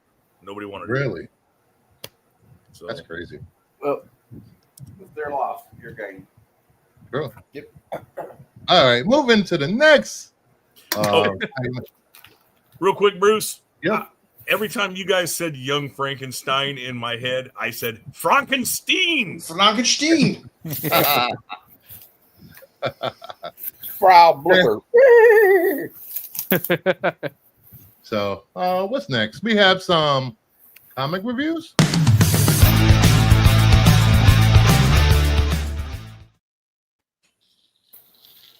This week we review. Oh, sorry about that. nope, that's not it. We got Lazarus Fallen #1. One of the 3 books we reviewed this week. It was okay. I like the art. I need to go back and read all of the original stuff. Yeah, I was lost in the dark. I don't know what the Lazarus are. I didn't know what these people were. They kept talking about these people the whole comic. Now, are we going to see them? I like Rucka, and I didn't not enjoy the book, but I never got into the original series, so I need to do some catch up to I just didn't build that world building for me. Yeah, I feel like if you don't have the basis of the story already, you're going to be lost. And because I had no idea what was going on. I didn't either. I had no idea what was going on. Yeah, you definitely you just can't pick this up and read it without. I didn't know. I was going in thinking it was just a new book. I didn't know that there was another one. So yeah, a few years ago. Now I know why I didn't understand it. There was Lazarus. Then the second one was The art's Lazarus pretty cool. Rise, and then this one. Yeah, the art was pretty cool, and the story seemed interesting, but I just felt like there's a lot of backstory that I just not privy to. Yeah, I just got to play some catch up on it. Same here. Cliff, you get a chance to read any of these? I don't even. Did you even send me the link? I just happened to read one of the ones you mentioned, and I don't know. We'll see. But yeah, and let me be honest, I probably wouldn't even read this. I did not send you the link for the books. God damn it! Yeah. I just looked. I'm like, it's my fault. Sorry about that. Is And the this next Greg book, Rucka? what was that? Was this Greg Rucka? Yeah, it was Rucka. Yes. All right, I do. All right, I would give it a shot for him. I love Snowblind. Love that. Yeah, I think it definitely will help to go back and read the old trades. Yeah. To play a little catch up. And next up, we have Don't Forget Your Briefcase #1. This wasn't bad at all. I liked it. Yeah, I liked it. too. And that last panel, I was not expecting that. I was not expecting that either. Yeah. She was an asset, a Russian asset. Yeah, but it was a good story. Like, I want to know more about her son. I want to know what happened with that middle panel right there. Like, what is that about? And then her at the end. It was a really good book. I'm gonna pick up the next one. Yeah, I mean, I bought it just for the Savage cover, so I was happy that it was on the list this week for reading as well. I thought the art was cool. I liked the relationship between the mother and son. Yeah, the first of it, and then you get the whole mix up of the briefcases, and out of left field, the president gets assassinated. Yeah, that was crazy. Gets his head blown off. They did a nice little start. It was a nice little start to a story. Yeah, I didn't see that coming at all. Like, even without that last panel, I was already in for the next one. But when they threw that in, it's like, oh, okay. Yeah, it was nice. Definitely coming back. Yep. Yeah, we will be adding this to next month when issue 2 comes out, if it comes out. That's the problem with a lot of independents. Yeah, Mad Cave is pretty good. What is who publishes this book? It's Mad Cave. Mad Cave. Mad Cave. All right. Most of the books we've been reviewing have been Mad Cave, and they've been, for the most part, they've been they really got a lot of good written. stuff. They outdid themselves with Pop Kill. I loved it. Yeah, definitely. Yeah, Pop Kill was just so much fun, but that last book, I was just like, the ending sucked. I wanted more story. I want a sequel to it. It'd be nice, but it was a Kickstarter, right? So that's all he had. Yeah. Yep. It was the original was a Kickstarter. Which I still need to try and see if I can find those original ones. I have one, and then I have the Hughes cover. I have the Hughes cover that they redid, but they redid the original was, I think, for Pop Kill 3, but when they redid the cover, they redid it for 1 with the Hughes. Yeah. And this was a good one. Go ahead. No, I was saying this is a good one. I recommend it. Yeah, pick it up. Yep. Yeah, it's decent read. And New History of DC Universe #1 for all you noobs, the DC Universe, and for everyone that's maybe forgotten some of this. It's trying to bring all of DC history together and fix it. What did you guys think of issue 1? I really enjoyed it. Well, I have mixed feelings on Hippolyta being World War II Wonder Woman. That's fair. Because when Byrne did that, Hippolyta, it becomes time, like intentionally goes back in time to solve a mystery with the Flash, realizing that maybe she should stay, and of course is inspired by her own daughter being Wonder Woman in the future to be Wonder Woman in World War II. Now, this causes Diana to be a legacy character, and it annoys me. But if it's the idea that Hippolyta goes back and becomes Wonder Woman because she's inspired by her kid, I don't mind it as much, because Wonder Woman becomes a legacy to herself. But if they just wrote it like Hippolyta's like, oh no, man's world is getting crazy, I need to get out there and do something, it takes away a little bit from Diana and Diana's sacrifice and going into man's world. I knew a lot of this stuff, but it was nice refresher because some of it I'd forgotten. Mm-hmm. Some of it you may have forgotten. Some of it is course corrected. Yeah. You know? Well, also, I like the art in it. I like the artwork. The art was good. And I kind of thought it was cool that Barry Allen was like the record keeper. Kind of like I like that he's the record keeper as well. And the first panel, like when you see his room, he's got all those stuff like Superman's cape and all that. It's kind of cool. Yeah. And, I love seeing the JSA history, the Spectre, Hawkman, Hawk Girl, all those. I like they went back and touched on some of the Golden Age characters and stuff like that. A lot of characters you haven't seen in a long time. And the Gorilla City. How many times they bring that up anymore? Yeah. I'm looking forward to the next issue. This one was okay for me. lot of being new to comics, from the 2000s on, a lot of these, like, I know who the JSA is and everything, but a lot of those first few panels, like, I had no idea who any of those people were. Oh, I was happy to see a lot of the Golden Age stuff in there. That made me happy. And a lot of the early Silver wait, stuff. let's review though. The important thing is, Nerdy, is does the exposure to these characters like make you interested? And I don't know if all of you caught it, the timeline at the end of the first issue. There's a little timeline of all the things that Barry mentions, and it tells you what comic books they're referencing. Yeah. That was great. Very helpful. That was very great. Yes. So They really put a lot of thought into this. No, and of course I'm going to give all that credit to Mark Waid. Yep.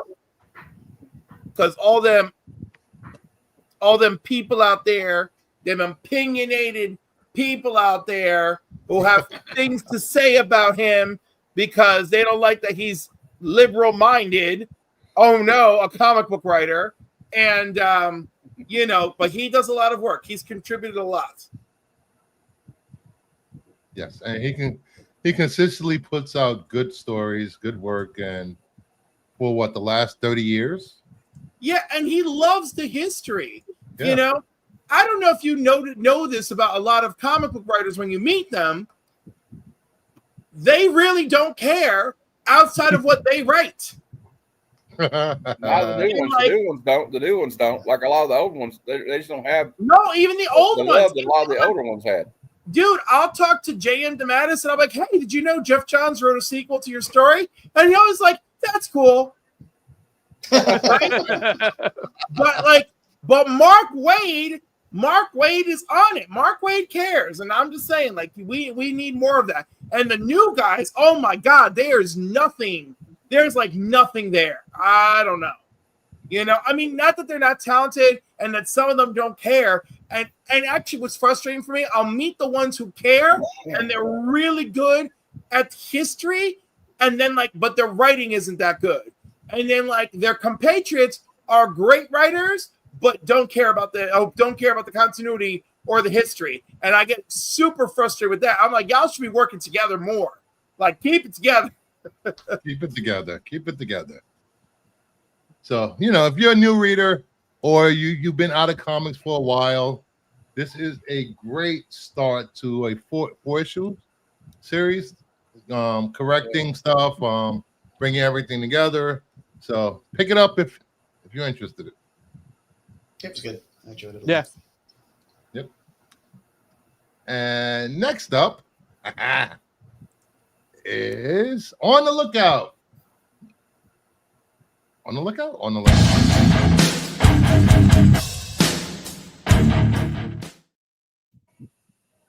New intro for On the Lookout. This week is little spotlight on some lesser known covers from Red Sonja. So first up, Red Sonja number 3, the Lotto from 2005. Last sale was $6 in May of this year. There was no CGC sales data for this issue. That's a nice cover. Yeah. It's not expensive. You can find it. Ooh. I'm gonna have to pick one up, and whenever I go see him in NYCC. Yeah. Nice. I like his work. Yeah, digging the old Dynamite stuff out is always fun. So that's not even graded. There's probably you couldn't even find one graded, right? So I'm taking that means. Well, there haven't been any CGC sales of a 9.8. Not saying that there's none graded, just saying that none have sold in a 9.8. Nice. Then we have. That's cool. Then we have Hell Sonja number 1, Siki from 2022. Last sale was $35 in 2022.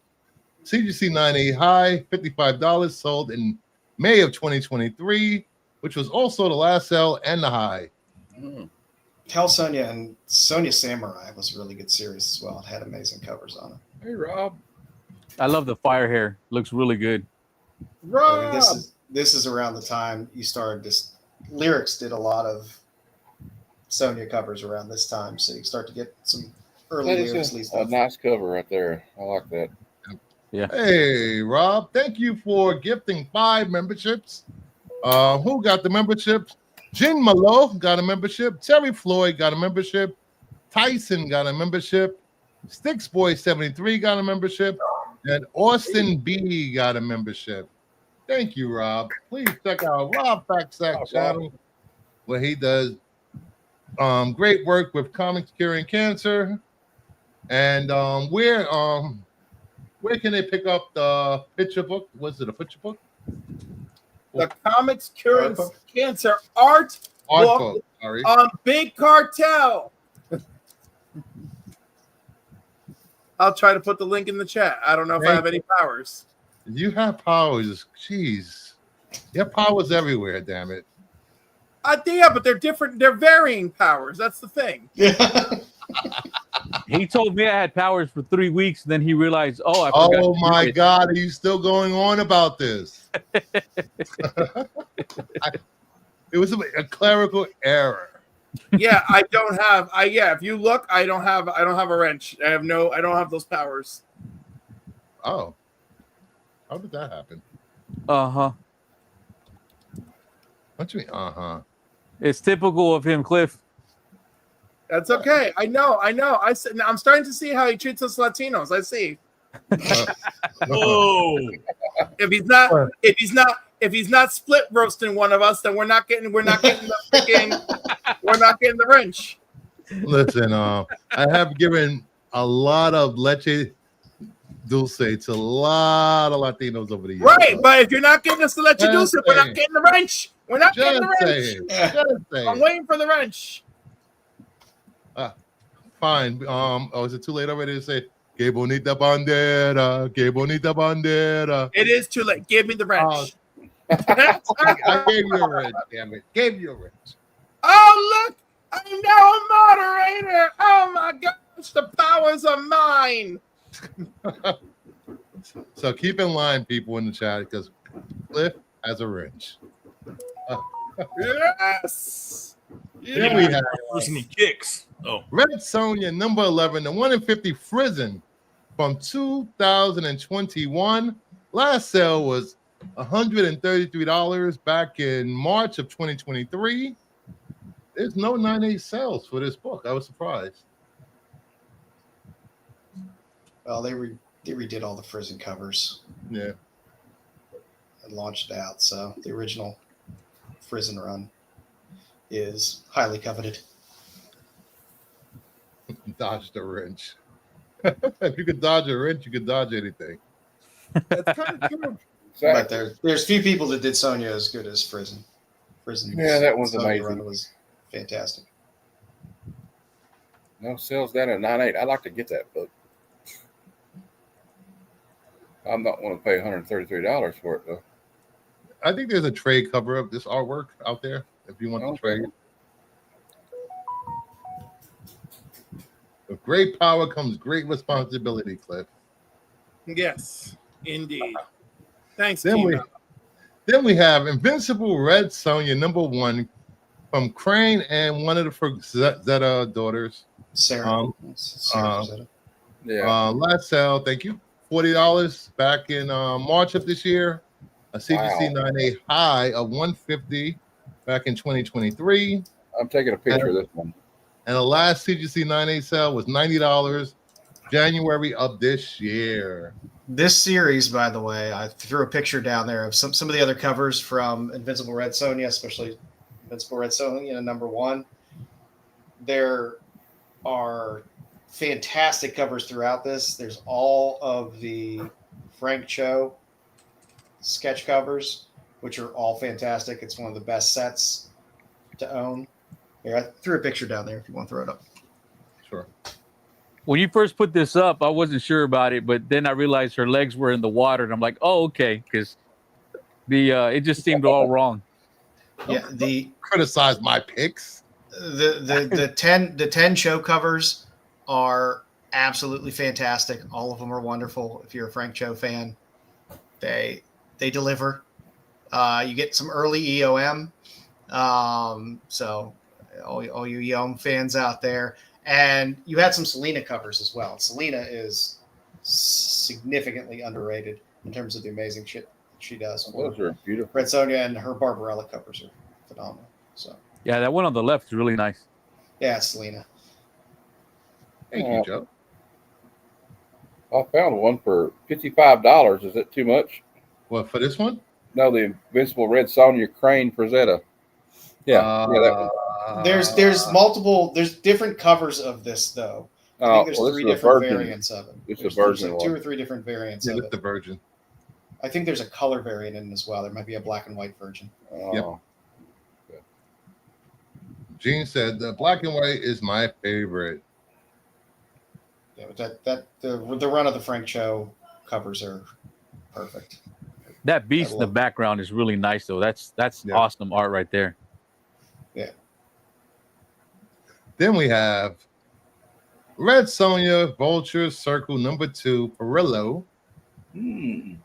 Last sale $6 back in 2021. CGC 9A high of $250 back in 2021. That booty though. And last sale of 9.8 was $235 this year back in January. I love Barrio's work, man. His work is so good. Yeah, and these older Sonja runs are nice. Yeah,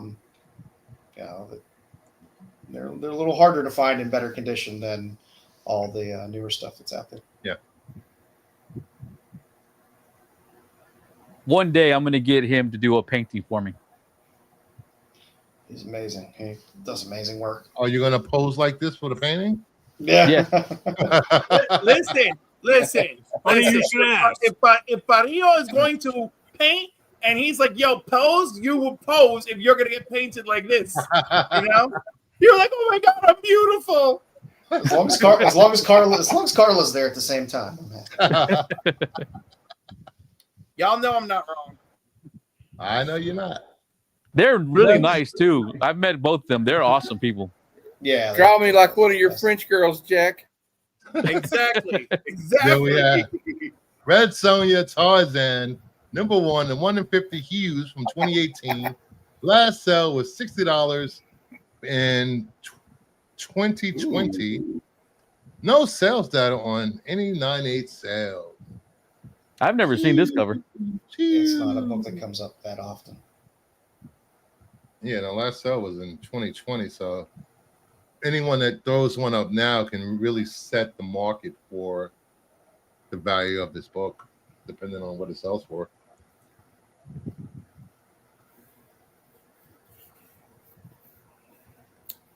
It's good use. Yeah, Good class good use. discover. Yep. Then we have Red Sonja number 1, the 1 in 25 Adams from 2005. I love Last the sale Red Sonja $35 yesterday. No 9.8 sales got up this issue. Bless you. Thank you. Bless you. I know you are Adams fans out there. Well, Yeah, I do not have this one. I do have some love it. Adam Sonja stuff, but not this one.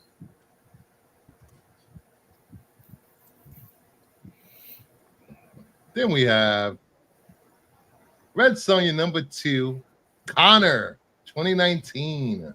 Last sale $20, March of this year. No 9.8 sales data whatsoever. Yeah, not a lot of people are going out there and slabbing a lot of these books.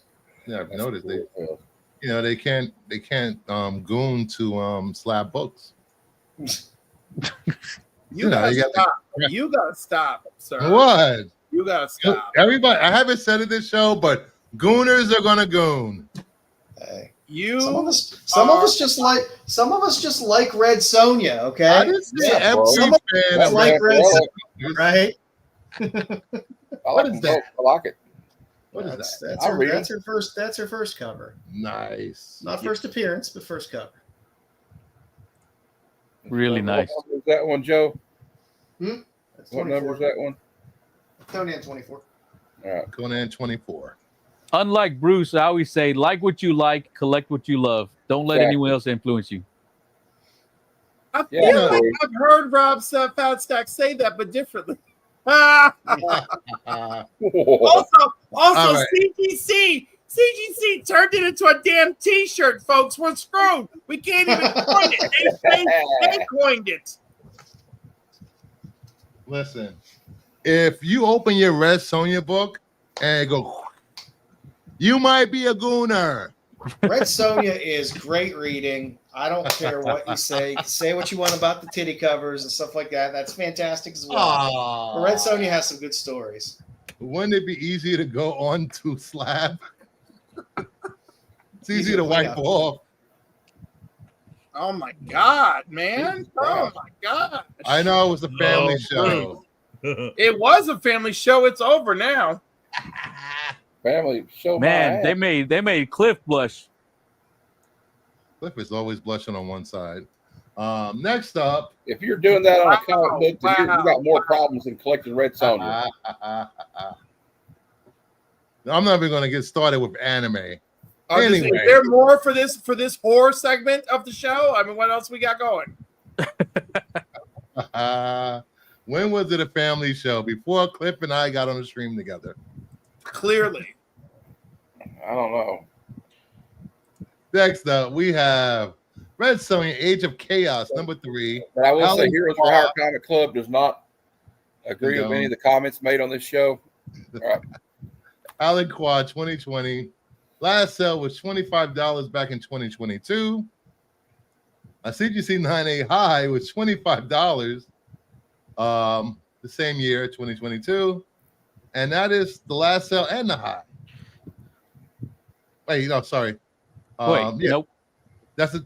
Yes, because we're not in July yet, so it's 2022. My first mistake on the slide. Yay! No, Parillo has 2 R's, but I didn't want to say nothing. Mind your business.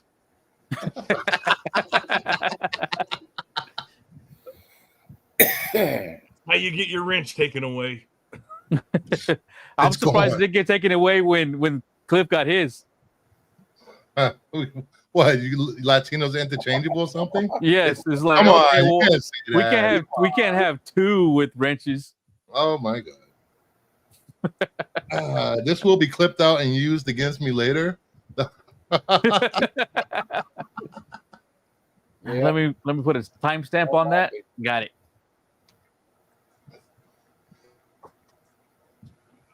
And the final book on the lookout, Spider-Man Red Sonja number 2, Michael Turner 2007. Last sale was $30 back in March of this year. No 9.8 sales data. I will be finding this one.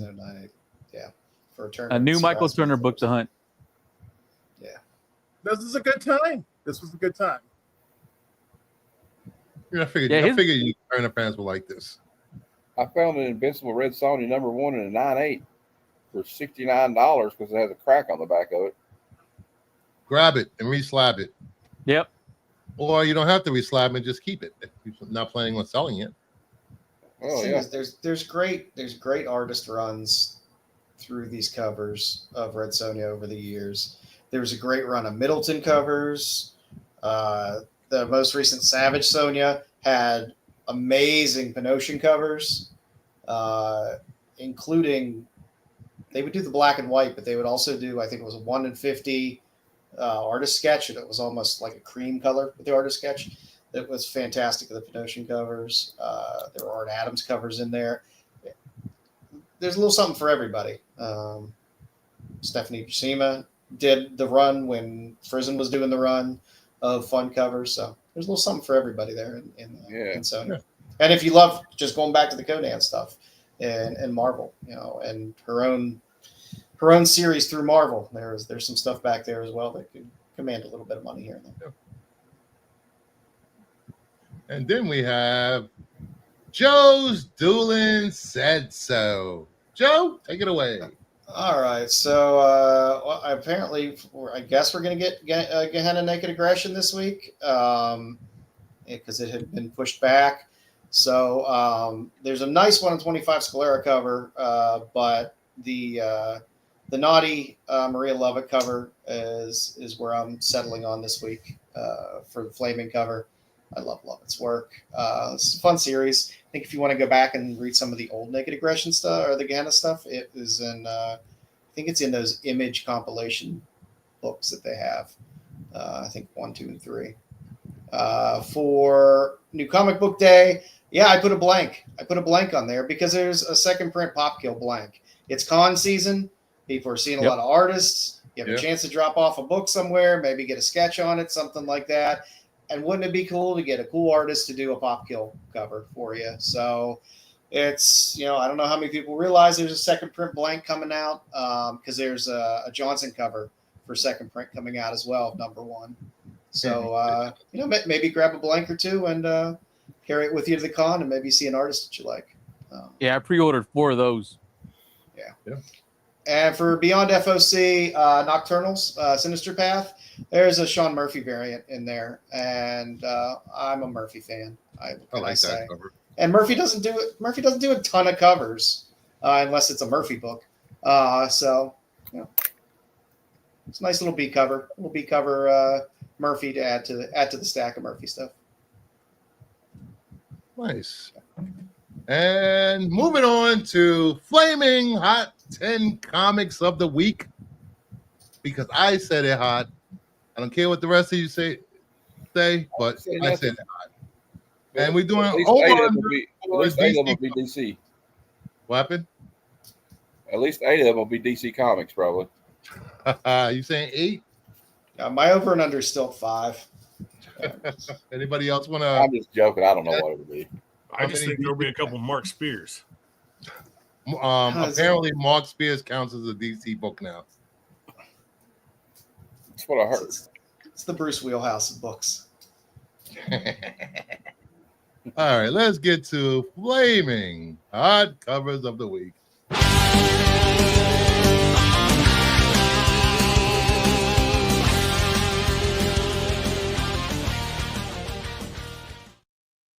Woohoo! All right, at number 10.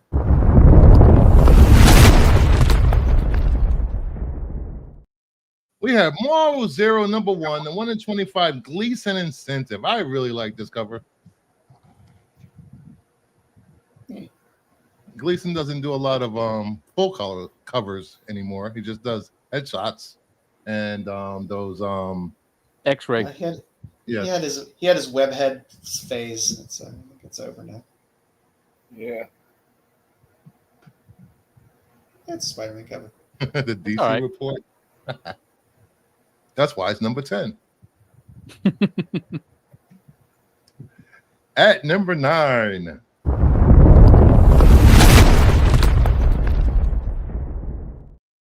We have Captain America #1, the 1 in 50 Hidden Gem Incentive calendar. That's fun. I'm getting that one. That's all I gotta say. I'm getting that one. That's too good. I was born in 1976 as well, so I'm a bicentennial baby. You're muted, Cliff. Still muted. I'm surprised. I'm surprised by this one. Also, Matt, I didn't know you were born in 76. I thought you were born in 78. No, I'm 48. Oh, my goodness. Okay, you're a little older than me. Oh, my gosh. Thought you liked older men. No, not always. We know. He needs somebody to push him around when he gets older. So, just saying. It's a fun cover. I'm not shelling out 1 in 50 money for it, but I like it. Yeah. If I can get it at a good price, I'll get it. Yeah, I might have gotten this way under ratio. More than half ratio. Well, that's good then. Yeah. If my comic shop has it, I'm getting it. At number 8.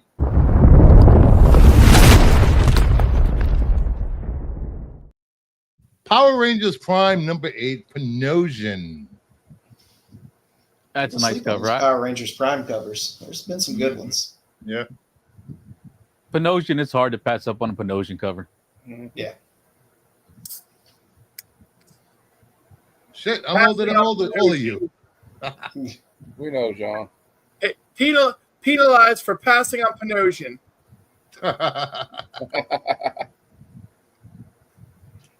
Power Rangers. At number 7.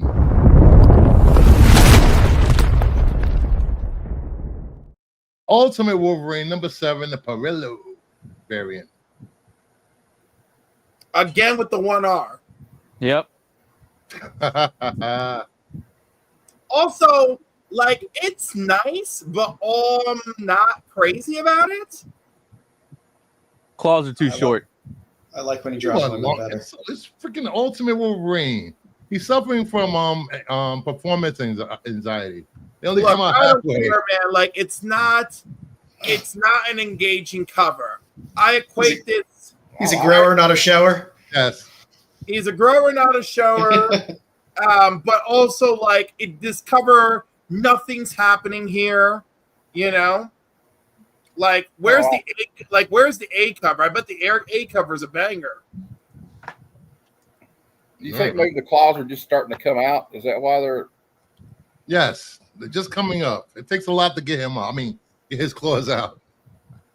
Yeah, dude, the Alessandro Capuccio cover, right? Like, the freaking magic soul sword is in his chest. He's on a pile of skulls, and she's in demon form, like, standing over him. Like, I am over magic covers. I don't care, but that's taking place in the story. I'm never over magic covers. Damn it! Like, I don't know what this shit. I equate this shit here to Wonder Woman at a funeral. It's pretty. I don't want to pay. I don't want to pay. I like pretty. That's why you're here. No, but not pay extra pretty, and it's not that pretty. Let's be real. I don't like the muddled covers. I don't like the short claws. It's lovely, but not no $6.99 lovely, and certainly not no. They ain't paying a dime over that lovely. No. That's how much you cover for? $7? Listen, no, that's $4.99. That's $4.99 on there, isn't it? $4.99. Right, but like when I look at I'm not gonna go for this. Is what I'm saying. Like, there's nothing happening here. He's got better work. Period. You know, like the only person I see getting this, either A, you really like the semi-realistic painted style, fine, or B, you're a Parillo completionist, and that's what you want. But outside of that, there's no draw. Right? See, there you go, nerdy completionist, right? But like, yes, I love Parillo's work. There's no other draw here. You have to admit, this is not exceptional work from him. It's not. I only ordered one copy. Usually I order 2 or 3 if I really like his covers. I only ordered one, and I get it at 20%, so it makes it easier. There you go. You're gonna pick up another one when you go to the shop to pick up your books. No, he won't. Yes, he will. I won't. He won't. All right, when you call your book, this is garbage. This is garbage. It's not Nerdy, garbage. do you grab 3? Damn, I think I kind of like it. Or are you looking for? Thank you. Get autographs. I've just always collected 3 of almost everything I collect. I just like to have the multiples, unless it's something I'm just getting for the read and it's just to read through. But if it's a story I really love, yeah, I try and get like 3 of everything. Dude, do you remember his Red Goblin #1 cover? No. Nerdy, No. you gotta remember. No, But the fucking Red Goblin is hovering over Spider-Man, who's on the ground with like the busted mask. That's beautiful, you know? All right, moving on. That Cliff had his rant. Y'all are just, I don't know, like y'all just forget. I'm sharing the screen. Look at that cover. Look at that art. Where are you? Spent 5 minutes too long talking about this cover. I know, and I'm sorry about it. You caught me. You caught me. Look at that. Oh, that's nice. I haven't seen that one. Right? You know, like I'm telling you, like it's okay. No, that's not okay. That's fire. That's everything. It's energetic. Something is happening on the cover. It's Red Goblin is blended way too much into the background for me. No, I don't give a flying hoot because the other cover is shit with tiny claws. This shit looks threatening. It has an embodiment to it. That's it. That's what I'm saying. Like, I'm tired of these lame ass covers that don't mean shit. That's it. I'm done. Please continue. I'm sorry. I'm hot. I'm a little hot about it. I'm a little hot. Disgusting. Man, be cool, man. He's having Yeah, hot as a flashes. Parillo fan, this is not his best work, but I'm picking it up because it's him. I Yeah, understand. there's another Pereira. There's another Oh Pereira, my Red God, you Goblin too, for you. Joe? Yeah, why not? There you go. Look Yo, at that. after that- Look at that. My God, one cover going on this long. At number 6.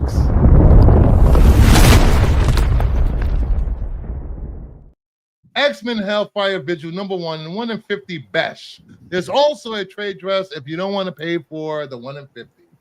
Yeah, I picked up the trade dress. I didn't do the 1 in 50 on this one. I won't get the trade. I'll get the trade dress, but not the 1 in 50 if I get it.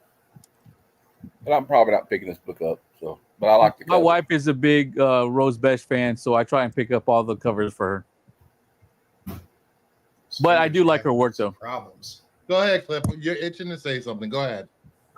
Tell us what's wrong with this one. This is a lovely Rose Besh cover. She's a good artist. It's not for me. And there we go. All right, thank you. Anybody else have any comments on this cover? That's a decent Besh. No, This cover is a piece of crap, and I hate it. Yeah. Do There. you mean that with your heart? Somebody take No. away his wrench. Hey, I have not used my wrench for evil, okay? Let's be clear. I have. Not on this channel, but not on other channels. I see. All I have to say is there's been 1, 2, 3, 4, 5 covers that are not DC. 5 covers in a row that are not DC. Well, I'm still Probably why nobody's liking them.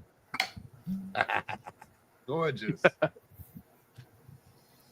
At number 5.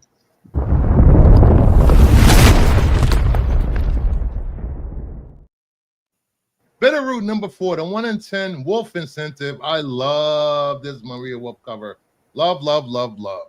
Okay, now, this is a great cover. Why does Cliff think this is a great cover? Why, Cliff? Tell us. Because of everything in the background. It's not just the character in a pose. Exactly. This is a real cover. This cover tells me some shit's going to go down in the book. Yeah. Thank you. It Thank is a you. good cover. Yes. Oh, my Yes. God. 9 out of 10, Bitterroot number 4. 9 out of 10, baby. And the Academy Award for being a bitch is Cliff. Thank you. I'm a dirty cunt, okay? Don't make me settle for bitch. Don't make me settle for bitch. Fake list. This isn't a real list. Nerdy, take that It's- back. It's a good Wolf cover.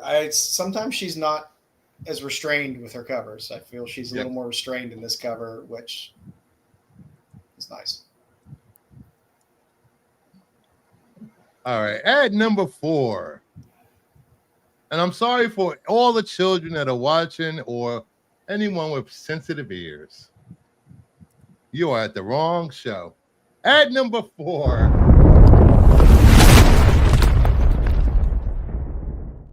G.I. Joe 318 and 1 in 10 for Tele-Incentive. As well, the Scarlet did well. Yep, Yeah. I like it. I want this one too. it's I getting didn't get the hot. Scarlet one, but I'm going to try to find it. It's probably too late now, but No, you'll probably be able to find it. Yeah. Won't be too bad. That's a I sold beautiful one negative for space 40. cover. that is a great use of negative space in that one too. It is, right? Like, again, it's a wonderful pose, right? I could crap on it for just being basic, but no, the use of negative space is excellent here. I love it. People forget about this. This G.I. Joe series is still going on sometimes, so don't sleep on these 110s. No Yeah, I'm one in gonna my pick this shop one up. forgets. Larry Hama is still killing it on this. He's still riding it after all these years. He's never stopped riding it. That's one thing I like about it. And I like the Joshua Williamson series too, though. But this one, is You know, I got a bone to pick with Mr. Hama. It's been almost a goddamn year since his Kickstarter for Werewolves and Mounties. And it was supposed that came out a few months ago, and last month well, we want to make sure it's the best read for everyone. So it's going to be delayed a few more months. Welcome to Screw Kickstarter. you. I hate Kickstarters. It happens. Mm-hmm. You know, at least he's not like Ethan Van Sciver, who's Kickstarter is 3 years old and He still doesn't, has. he doesn't use Kickstarters. Yeah. He uses Yeah. Indie. He uses Yeah. Indiegogo. People Is still he wait banned for from Kickstarter, Bruce? after collecting over $500,000, almost $500,000, and not sending out books, maybe. Just saying. At any given time, I have like 20 to 30 Kickstarters that are funded. So I just kind of forget about them after a while. When it comes in, it comes in. I only have 2. Hopefully, I get them soon. I know what 2 you have. No, you know one of Really? them, but that's it. Yeah. The only one that really made me mad was Heavy Metal. Yeah, Heavy Metal. The retail books came out before the Kickstarters. Yes, they did, and the way they delivered the books wasn't very nice either. Really? When you're delivering magazines and you put it in a box that's bigger than the magazine, just put some crinkled paper in there, and you only bag and board the Kickstarter number 1s and not the back issue that were add-ons. Yeah, I was a little disappointed in that. Mm-hmm. So we got the Superman milk bone treatment. Yep. Clip. Only ones I got. The monsters one. I'm And being zesty again. Watch out. At number 3.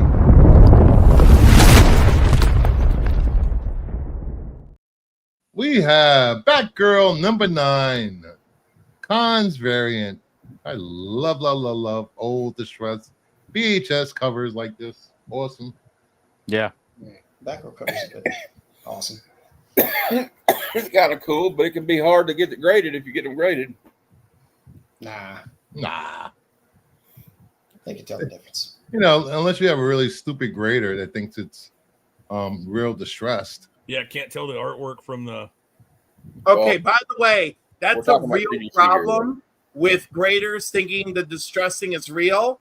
Because I know, still 35 cents, he's had to go to the head honcho at CGC and be like, what's this bull? And go get his stuff fixed, because he'll submit a book like that Ultra Heroes Disney Goofy thing, which looks naturally distressed, and he'll have to put in a fight for that.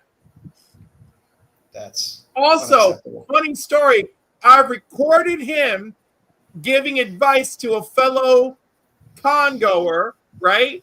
About how to handle a CGC situation. And I'm like, I'm recording this, sir, because if he fails miserably, I want video evidence. At number 2.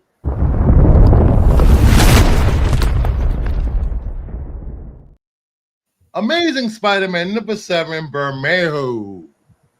Ignore Spidey. Just look at Black Cat. Yes, it's a nice Bermejo cover, but Bermejo can do no wrong. I agree. I like it. Any commentary from the Peanut A Gallery? lot of these I love are on my Bermejo. list. It's very good Bruce. looking. If you recall, Bruce, a lot of the ones you picked are on my list this week. Yes, they are. But yeah, I like this better than the other one. The other one looks like a Black Cat cosplay or something. They did another one. The one that looks like your mom's best friend dressed up as Halloween. Yeah. Not his mom, but your mom in general. I know what you meant. His mom's a lovely lady. She likes my voice. Yeah. And she likes Cliff too. I like her a lot. I think Bruce Willis has set everyone up with this list. He did. I'm a little disappointed. Yeah, we've only had one DC, right? Has there been one? Yes, one. Yeah, just one. Yeah. Next week it'll be 10. And it was a VHS cover. And the number 1 cover for New Comic Book Day this week is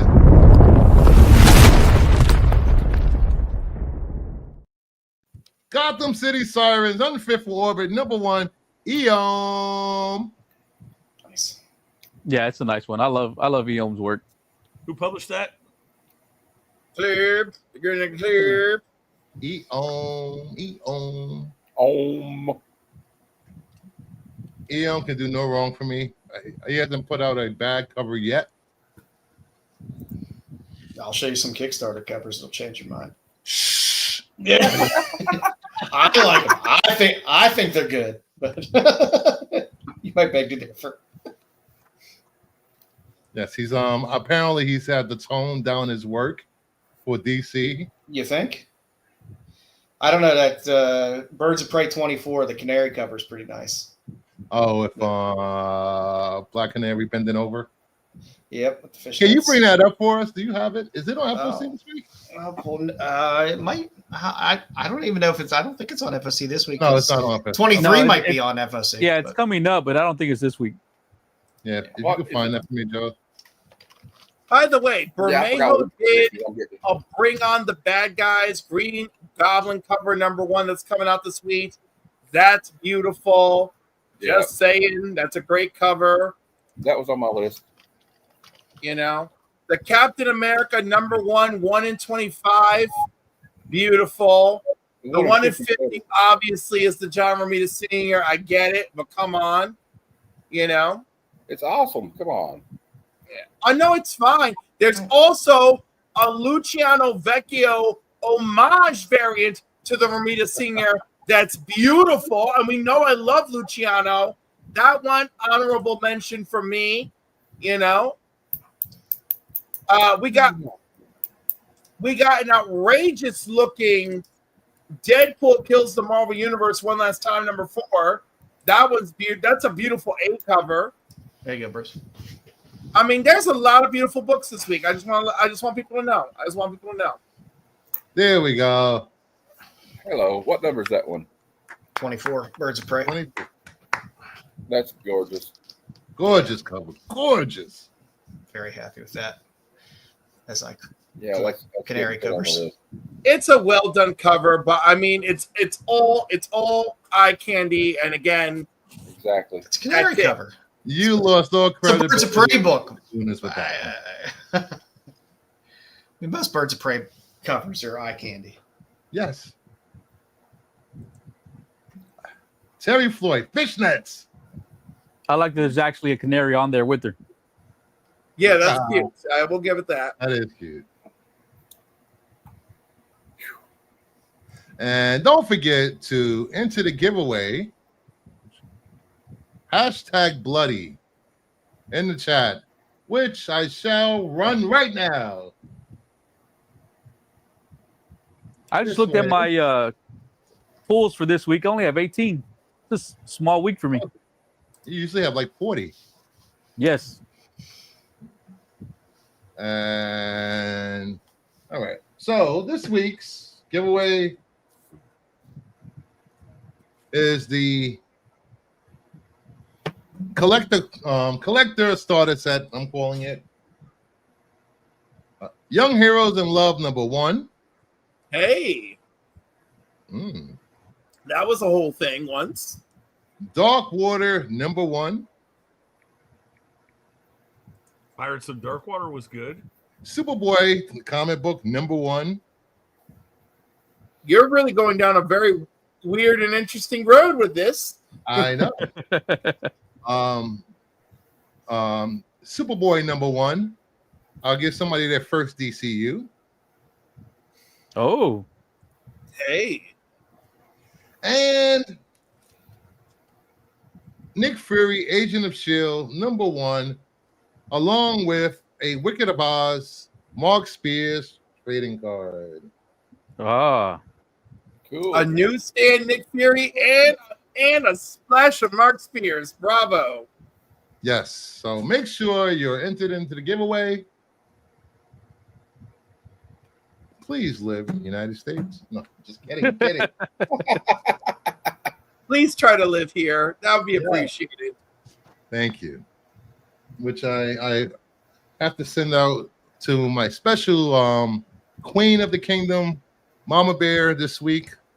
her win, which I totally forgot. I apologize, but I will send it out this week. And the winner. I got a win from her that's months old. It's sitting somewhere near me. Oh my God, Cliff. Oh my God. All right. And the winner is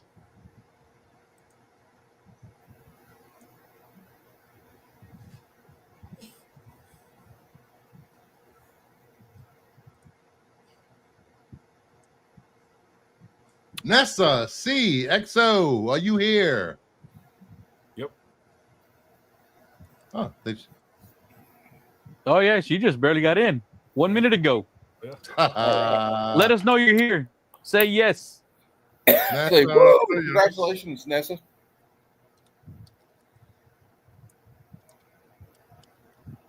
Probably in his Canadian hat. Yes, there we go. Nessa, congrats. Nessa, if you please send me a message on Instagram at Kingdom of Nerds _ so I can mail out your giveaway.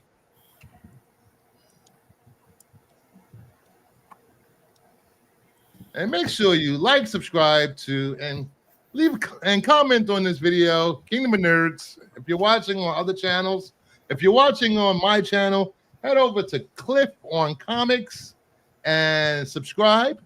And head over to Nerdy Geek and subscribe. And don't forget about Heroes for Hire Comic Club. Now, back to the regularly scheduled programming. Next segment, is Joe's favorite part of the show.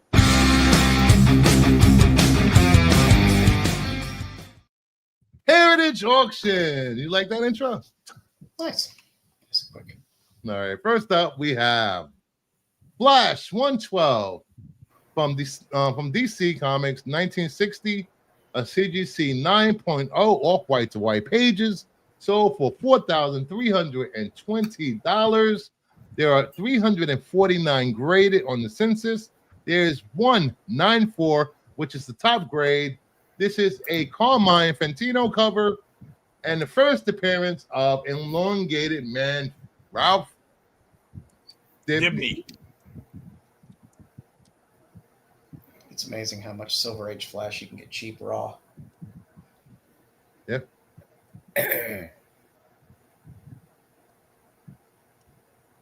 And you get That's a Kid fair. Flash adventure in the back. Cool. That's I fair have price. this, but it's beat all to hell. And for some reason, I spent years trying to figure out why they didn't change his name to something a little less elongated. Because Plastic Man was already taken. Yeah. They're fantastic. It's a great cover. Yeah. It's very cool. I like it. Then we have a big all-American comic book #1 from DC Comics 1944. Cool. A CBC 7.0 off-white pages, sold for $2,880. What you think? What you think? What you think? I love this cover. I know that. Yeah, it's a nice cover. Yeah, for Golden Age, 7.0, white pages. Oh, look at that. That's what the Superman Pages 9/11 was homaging. Yeah. Yeah. Oh, I'm sorry. There are 93 graded on the census, 94 being the highest grade. Wow. It's not a lot of these books out there graded. I mean, there's not a lot above There's 7. not a lot of I these mean, books out there, period, probably. And 25 cents back then was a lot of money. It's 128 pages, Must have been a double-sized issue. which for a 7.0 is pretty nice. For a 128 pager to not have a bunch of splits and issues, Yeah. in it, that's good.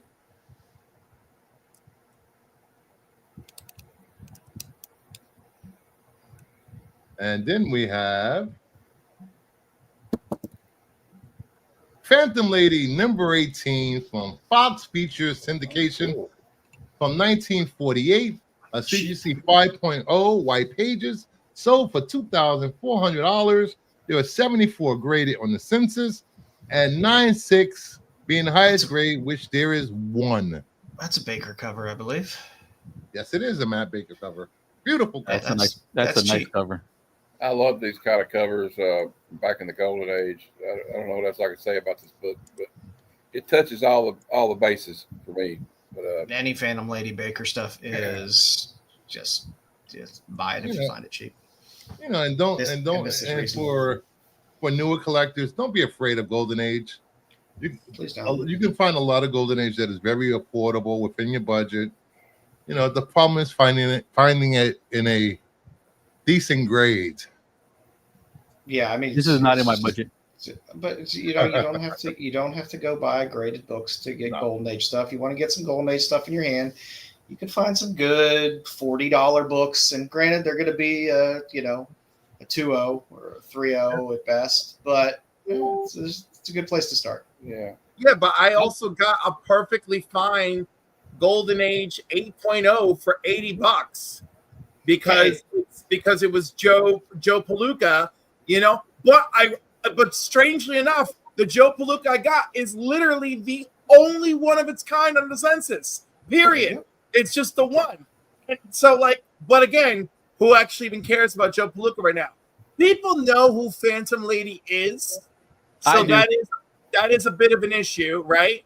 But listen, if I was gonna spend between $2,000 and $3,000 on something, and my choice was Rappin' Max Robot, and this, right? Because someone just paid $2,000 for a Rappin' Max Robot, I would rather pay for this. I'd rather pay for the some of Matt Baker's Jumbo Comics covers too. I mean, any of the Baker stuff, his romance the romance covers go for a grip. Yeah. People will always they'll look for LB Cole stuff, they'll look for Baker stuff. It's a name that's always going to sell well in Golden Age. It will retain value because it's Baker, and then you throw it on a Phantom Lady as well. That's just doubly awesome. Even better. I love these Golden Age covers that were yellow. I love the look of the yellow on those covers. Oh yeah. Yeah, the covers hold up. The colors hold up a lot from these Golden Age books. I don't know if it was the Mercury. It's that lead paint that has lead or whatever. But your Joe Palooka clip that you're talking about, I need to start collecting that series because my mom always referenced Joe Palooka when I was little, and I never knew what she was talking about. And then later, after she passed, I found out, she was reading comic books when she was a kid. So now I got to go buy all those just because of her. Well, he was the most printed character back then.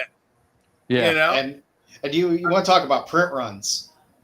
Yeah. We talk about print runs now. You want to talk about print runs. Golden Age print runs were insane. The problem is just most of them didn't survive. But Joe Palooka did survive. Because just a lot of the books in general. I mean, the volume per issue was ridiculous of what was printed. But his was not one of the comics targeted to be burned. There's a very decent amount of Joe Palookas in existence. I just feel special because I happen to have the one issue of the one series that happens to be on the census, and I got a really good deal on it. Yeah. But you can find copies of issues 1 through 23. It can be done. It's not like Action Comics #1 took a beating over time, But anyhow, I digress. Next up, we have Two Fisted Tales #18, EC Comics, 1950. A CGC 9.6 off-white pages, sold for $4,800. There are 47 graded on the census. There are 4 9/8. Is this a file copy? Bruce, I didn't know it is a game file copy. Bruce, I didn't know they were writing about your love life in 1950. Yeah. I've been known to. DC's Gold Age. DC's Golden Age. The original run of VC. Yeah. Not the reprints, but.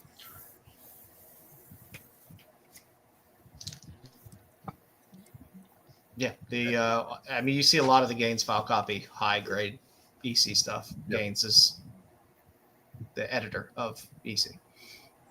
Well, we got a super chat to Cliff's channel. Haven't seen a stronger collection of sex icons since ever. Where's the master of missions position, Dr. Hoot Hoot? Amazing.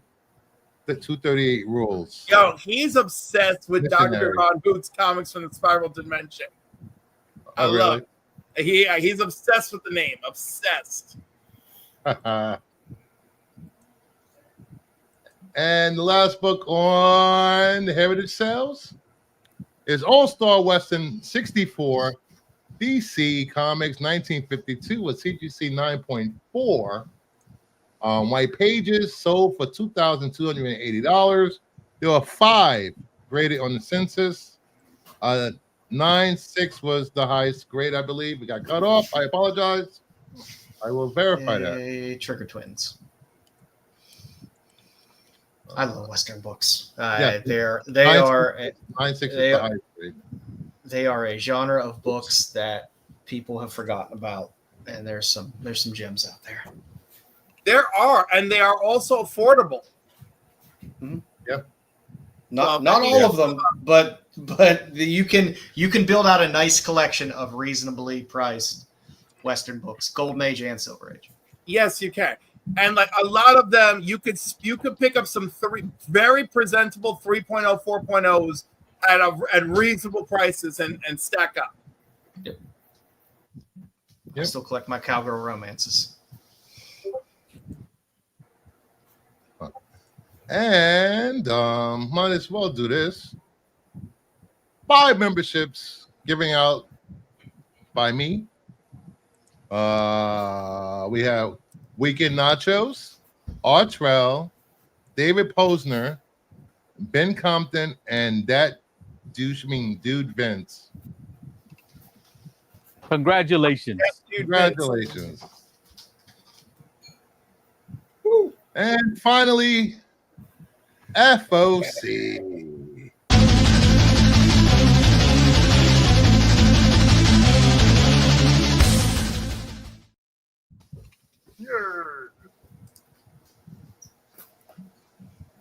All right. This is FOC ending 6/30/2025. Please get your Tomorrow. orders in. Yes. Please get your orders in for final cutoff at your local LCS or whatever online retailer you use. You should have done it already. You Yeah. should have done Yes. That's true. I did it Tuesday. California #1, the Mahmoud variant. Superman 28, Lotte variant. I got that one. Superman 28, the 1 in 25, LaRocca. He's not doing well. Batman 61, the Lotto. Connecting. That's fun. On the California love, I like the Supergirl one better. But this one was nice. I was gonna say, shouldn't they go together? Hmm. You think? I'll take the boob window any day. The Power Girl boob window is always. Then we have Green Lantern 25, Paratori variant. New History of DC #2, the Dan Mora variant. Yay, we love him. Absolute Martian Manhunter #5, the 1 in 25 Rosmo. Incentive. DC versus Vampires World War B #11, Omari. Awesome. Yeah. Good. So good. I grabbed the Homari. You know, the hardest thing here when you put on incentive ratios on these lists, that's not easy to do. You can't just FOC that. Like you gotta go. You can't. It's a rough battle. You know. It is. You gotta look. Gotta look. I FOC'd all of these, my ratios with my LCS. There's only one that they said they'll get back to me on. No, I'm not saying God bless you. I'm not saying they're all impossible or difficult or whatever, but it's certainly not easy. Yeah. No, it's easier with DC stuff and Marvel stuff than it is Indies ratios. But You know, if you know a Marvel second print Salute. 1 in 25 is coming out. You know, people are going to charge $80 on day one. So you know, you might want to try to FOC that. Yeah, out the gate, those things have been ridiculous. Yep. All right, then we have, what do we have next? We have Gotham City Sirens, Unfit for Orbit, number 4. Novovich. That is a fantastic cover. I got to tell Sticks about this. There's a mummy on the cover. We have Green Arrow 26, the lyrics Lee. Justice League Unlimited number 9, the Chew. I like that. Mr. Fantastic Year 1, number 3, Raza. It's a nice cover. Yeah. A lot of good covers on FOC this time. We have Ultimates 14, LaRocca. Cool. Little team shot. Ultimate Spider-Man 19, the 1 in 100 Perel incentive. There's also a trade dress for this. I like Perel's work. Vision and Scarlet Witch number 3, the 1 in 25 DeMayo incentive. I'm telling you, man, there's not a bad Scarlet Witch cover, Oh. man, when they do those series. Oh, Scarlet Witch number 3, the 1 in 100 Lyrics Lee incentive. There is a trade dress for that. It's a nice lyrics, Lee. Yeah. Lyrics has stepped up her game, man. Yeah, since she left Art Germ, she's been spreading out a little bit. Then we have Spider-Man and Wolverine number 3, Panosian. That's a Panosian I actually skipped. Predator Kills the Marvel Universe number 1, Panosian. The black and white on that Predator Kills the Marvel Universe, he posted his pre-colored work. Looks so goddamn good. I wish That'll be a second print. I wish they would release that as a black and white because it is badass. It'll be a second print, 1 in 25, and I will get it. Then we have the 1 in 100 the Lotto incentive, which there is a trade dress. Yeah. We have Bring on the Bad Guys Loki number 1 and 1 in 50 Nogi incentive.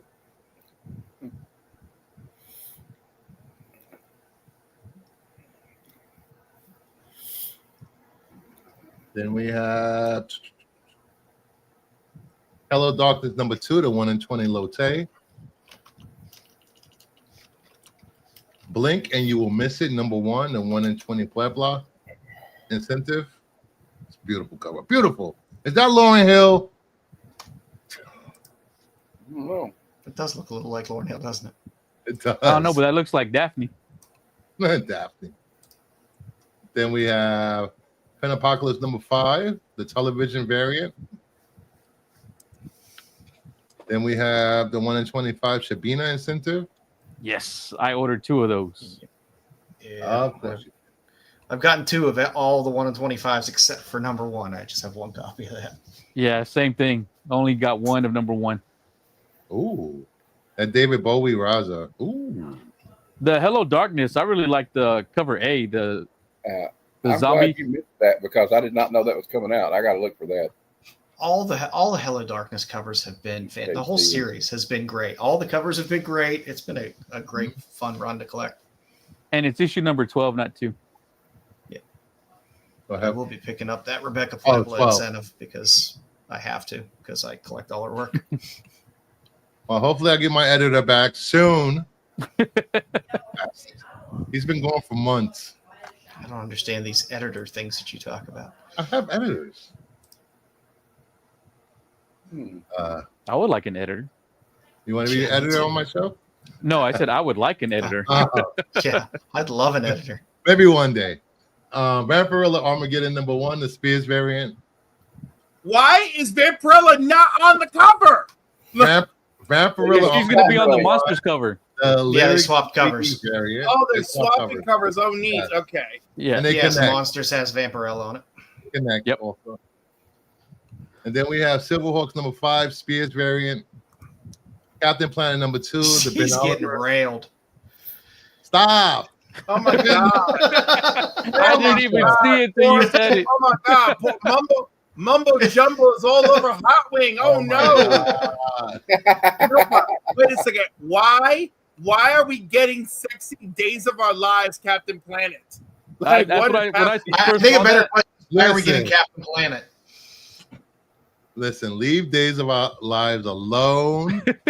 they just I'm not leaving Days of Our Lives alone. I love it. The original Chad the Mayor went to The Young and the Restless. Devastating. Yes, but he's. But let me tell you, that fine ass Lucas, love the other guy, love the constant battling love affairs of Days of Our Lives. It was just. Did you watch the wedding? Like sands through an hourglass. I watched all the weddings, dude. All the weddings. John, And the primetime specials. Are we talking about the red wedding or the purple wedding? No, we're talking about the Days of Our Lives wedding. Oh yeah, I didn't see any of those. Get out of here. No, but that Captain Planet, when I first saw it, I told my wife, I'm like, man, that's a handsome Captain Planet. Too bad they don't draw him like that in the book. Is Is Bo and Hope still alive? Yes, Bo just came out his second coma. Yeah. And him and Hope just got back together. Yeah. It's been about 10 years and they left the show. Hopefully they'll bring them back because they just had a funeral for John Black that lasted 4 goddamn episodes. It was a long funeral. Oh, I know them. That's my best John Black I could do. Dog. I think the last time I watched that show Sorry, is Doc, I'm whenever dead. one of them was possessed. How long ago was that? That was a very long time ago. Yeah, that's the last time I saw that. Marlena was possessed, and they made a primetime special out of it. I love that. That was fantastic. And John Black was a priest, damn it. Was a priest. Yes. Still doesn't hold a flame to passions, but what are you gonna do? No, and it never could. But I love that they were not afraid to dabble into, like, you know what? People seem to like this. Let's just get supernatural with it. You know, it was no Dark Shadows.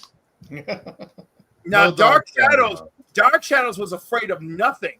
Dark Shadows is like, we're going to give you magic, mysticism, vampires, werewolves, a phoenix, time travel. They were like, we're doing everything, baby, everything.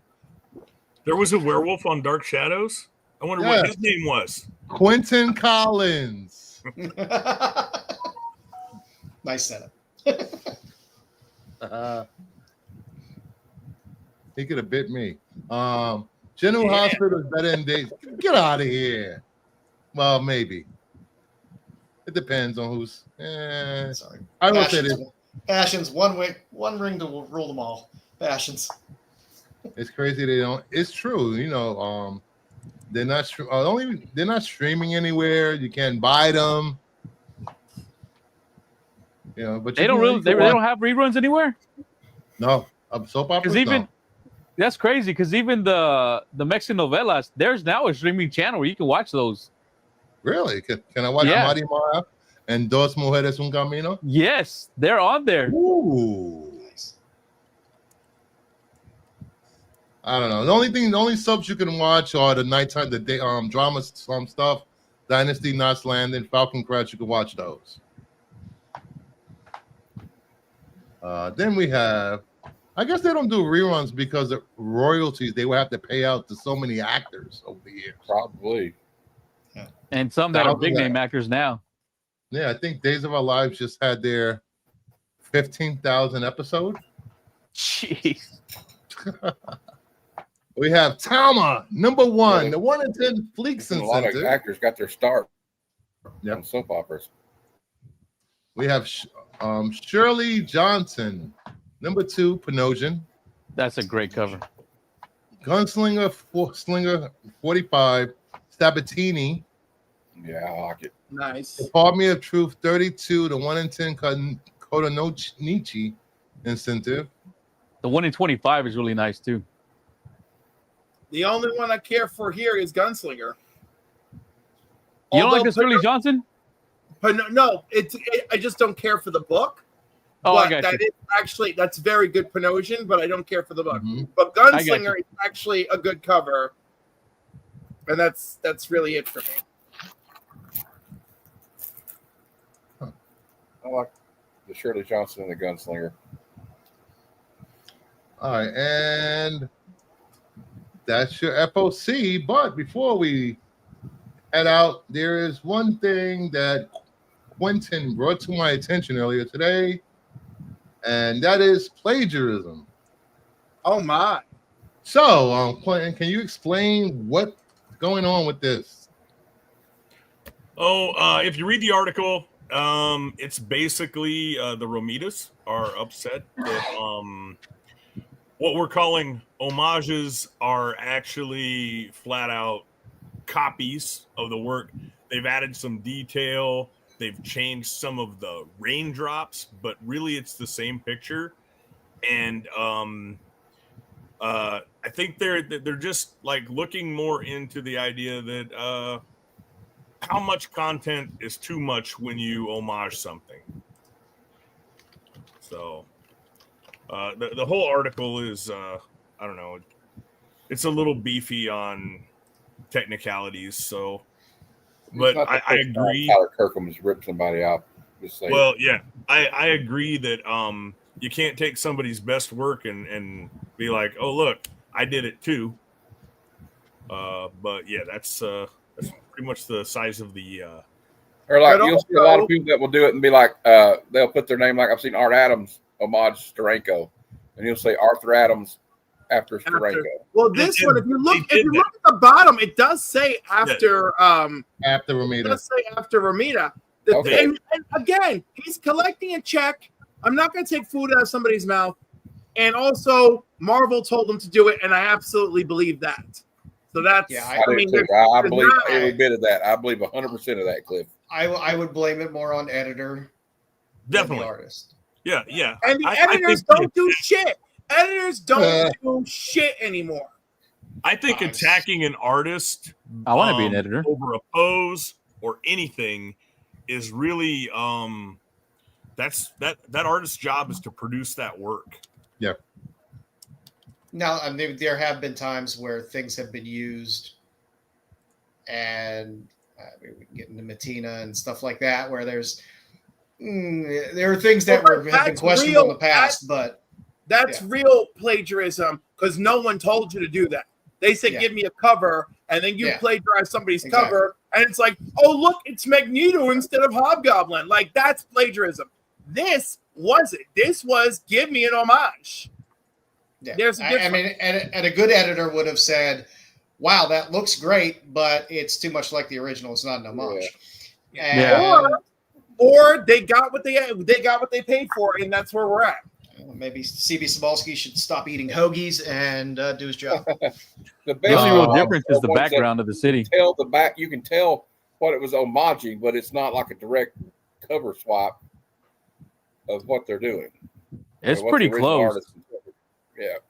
This is ridiculously close. I mean, I wouldn't call this an homage. This is just basically the same cover with the But cover swap. Yeah. But at the same time, they don't own the artwork, unfortunately. They don't. I like as an editor, I would say I want an homage, not the same cover. Yeah, I know, but homages are basically the same. I mean, this is an homage. Like, he changed the rain. The shape of his Spidey is clearly a different shape. He credited the original artist. I feel like I don't have a problem with them putting it out. I just think the editor should have used a little better judgment. They don't care. No, this is a good example of an homage because you take a character that wasn't in it, and you put Sam Wilson instead of Steve Rogers, and then you change the background characters a little bit because everybody knows that's an homage to Captain America 111. Yeah, and it's beautiful. But also, I want to point out, how many times has Amazing Spider-Man 252 been homage, and they're nearly identical? Yeah, same thing with like the McFarlane #1 cover and then the 300. Yeah. Yep. And 301. But I think also, like to Matt's point on 300 and on #1, it's almost become a joke, but they always use different characters. This is the exact same character in the exact same spot, exact same thing. Yeah, like if this was a Spider-Man, if he homaged Spider-Man 1 and put Spider-Man the exact same McFarlane pose as Spider-Man 1 and it looked almost exactly the same, you'd be like, come on, man. What is this? But you know what? People are still gonna fucking buy the shit. So Of course. Well, Listen, freaking DC fired Matina, and rightfully so, because it just got ridiculously obvious the AI use. Yeah. And he's killing it over at Dynamite. Also because he realized he should not be sloppy. Yep. So, God bless. Look at Locke. I believe in we have a artist that works for Marvel. Yeah. As an artist, I'll draw what the editor tells me to. If I want to work for Marvel again. He's right about that. He's right about that. For sure. I mean, it's good art, though. I mean, it's Kirkman's art, but it's just really, really close. I was like, I have no problem with the artist doing it. Especially if that's what Marvel asked you to do. Marvel asked you, said, hey, I want this. The backgrounds are kind of different, but that's about as far as it goes. Yeah, it feels like if you overlap them, the character is gonna be the exact same thing. And the colors are more vibrant on the one on the left, I think. Maybe Spidey's head's bigger on the one on the right, on Kirkham's. Yeah. And you don't have a city skyline in the one on the left. It is there, but it's just more in the fog or clouds. Yeah. But like if he was asked to do this, then that's what it is. If anybody wants to follow Locke Win, here's this link to his Instagram page, Mad Monkey Love. He does commission for cards. He gave me a great card at Niagara Falls. I wish I had it in hand to show. But it's a good cover. Like Locke said, if they told him to draw it, you're an artist, you draw it. The city in the background does change it a lot. Maybe if they would have gave the black suit Spider-Man or one of his other many costumes he's had over the years. I don't know. But if you had just zoomed it out a little bit and kind of same pose, but a little further back perspective, whatever. But nonetheless, again, I don't know exactly what the Marvel editors asked for. If they said, "Hey, we basically want this cover," do it. Yeah, that's what they said. Then nobody can say anything against Kirkham for doing it. No, like I said, I got nothing against Kirkham for doing it. No, I like Kirkham's work. I have a bunch of his covers. I got a bunch of autographs.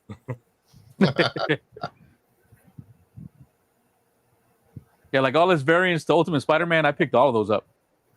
Yeah.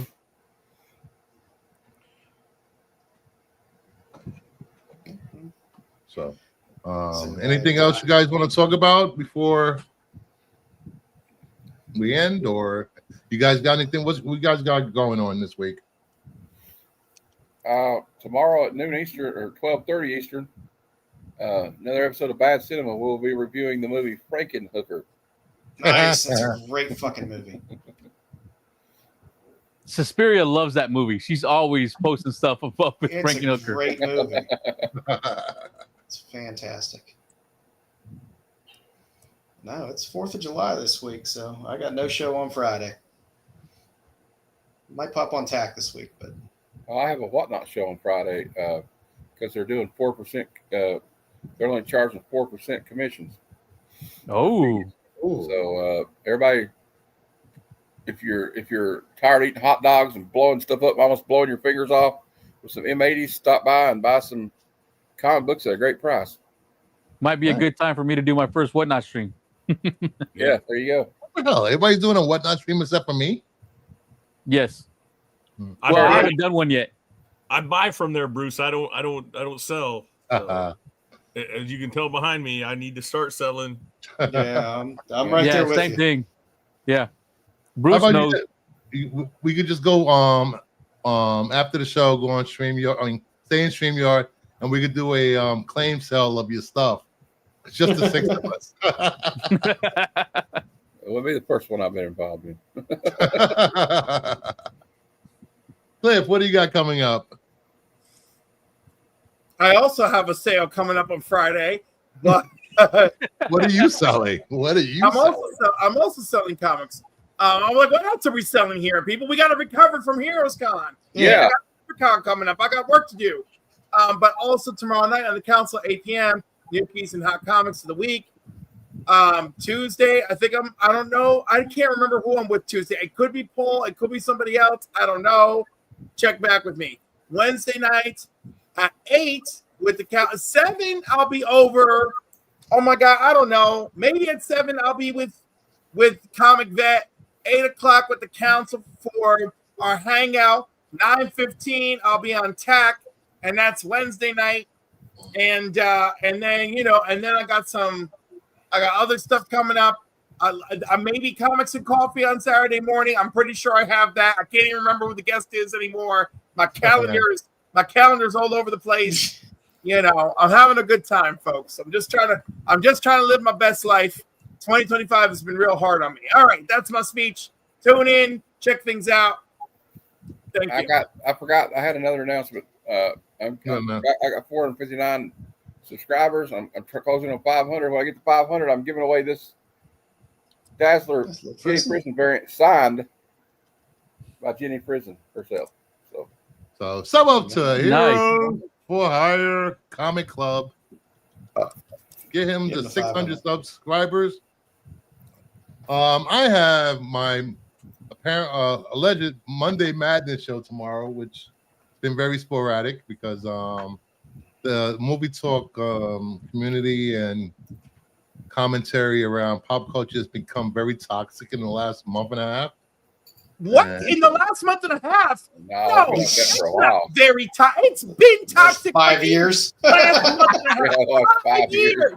5 years. It's a lot worse now. It really has gotten a lot worse. No, it is not. Friends have started civil wars. No, People are choosing but they got nothing better to do. What are they going to do? Pay attention to the actual wars going on?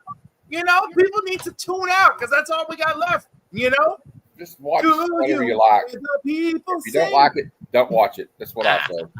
So tomorrow night at 9 p.m. Eastern, you can catch Mama Bear, Joe's Doolin, allegedly. Yep. Bruce, me, Fade, for Monday Madness. Then come back Thursday for DCU on the Hunt, DCU logo, episode 19, with me and my handsome co-host D. And there will not be a off the shelf this Friday. So off the shelf will return on the 11th, where Matt will defend his championship win on Jeopardy. And don't forget Doctor Who Tuesday on Sticks Boy 73. Oh, yeah. New to Who. If you like Doctor Who, anybody wants to come on and watch along, you can. They post a link in the chat. You can watch along with the panel, or message Sticks Boy 73 if you want to be on the panel with Joe, Mama Bear, Jedi, and Sticks Boy every Tuesday at 9 p.m. It's fun to watch Sticks try to run a show. Yes. Six running the show is comedy gold. So with that, have a good night. Thank you, everyone on the panel. Thank you, everybody watching in the court. I am the king. These are my knights, and have a good night.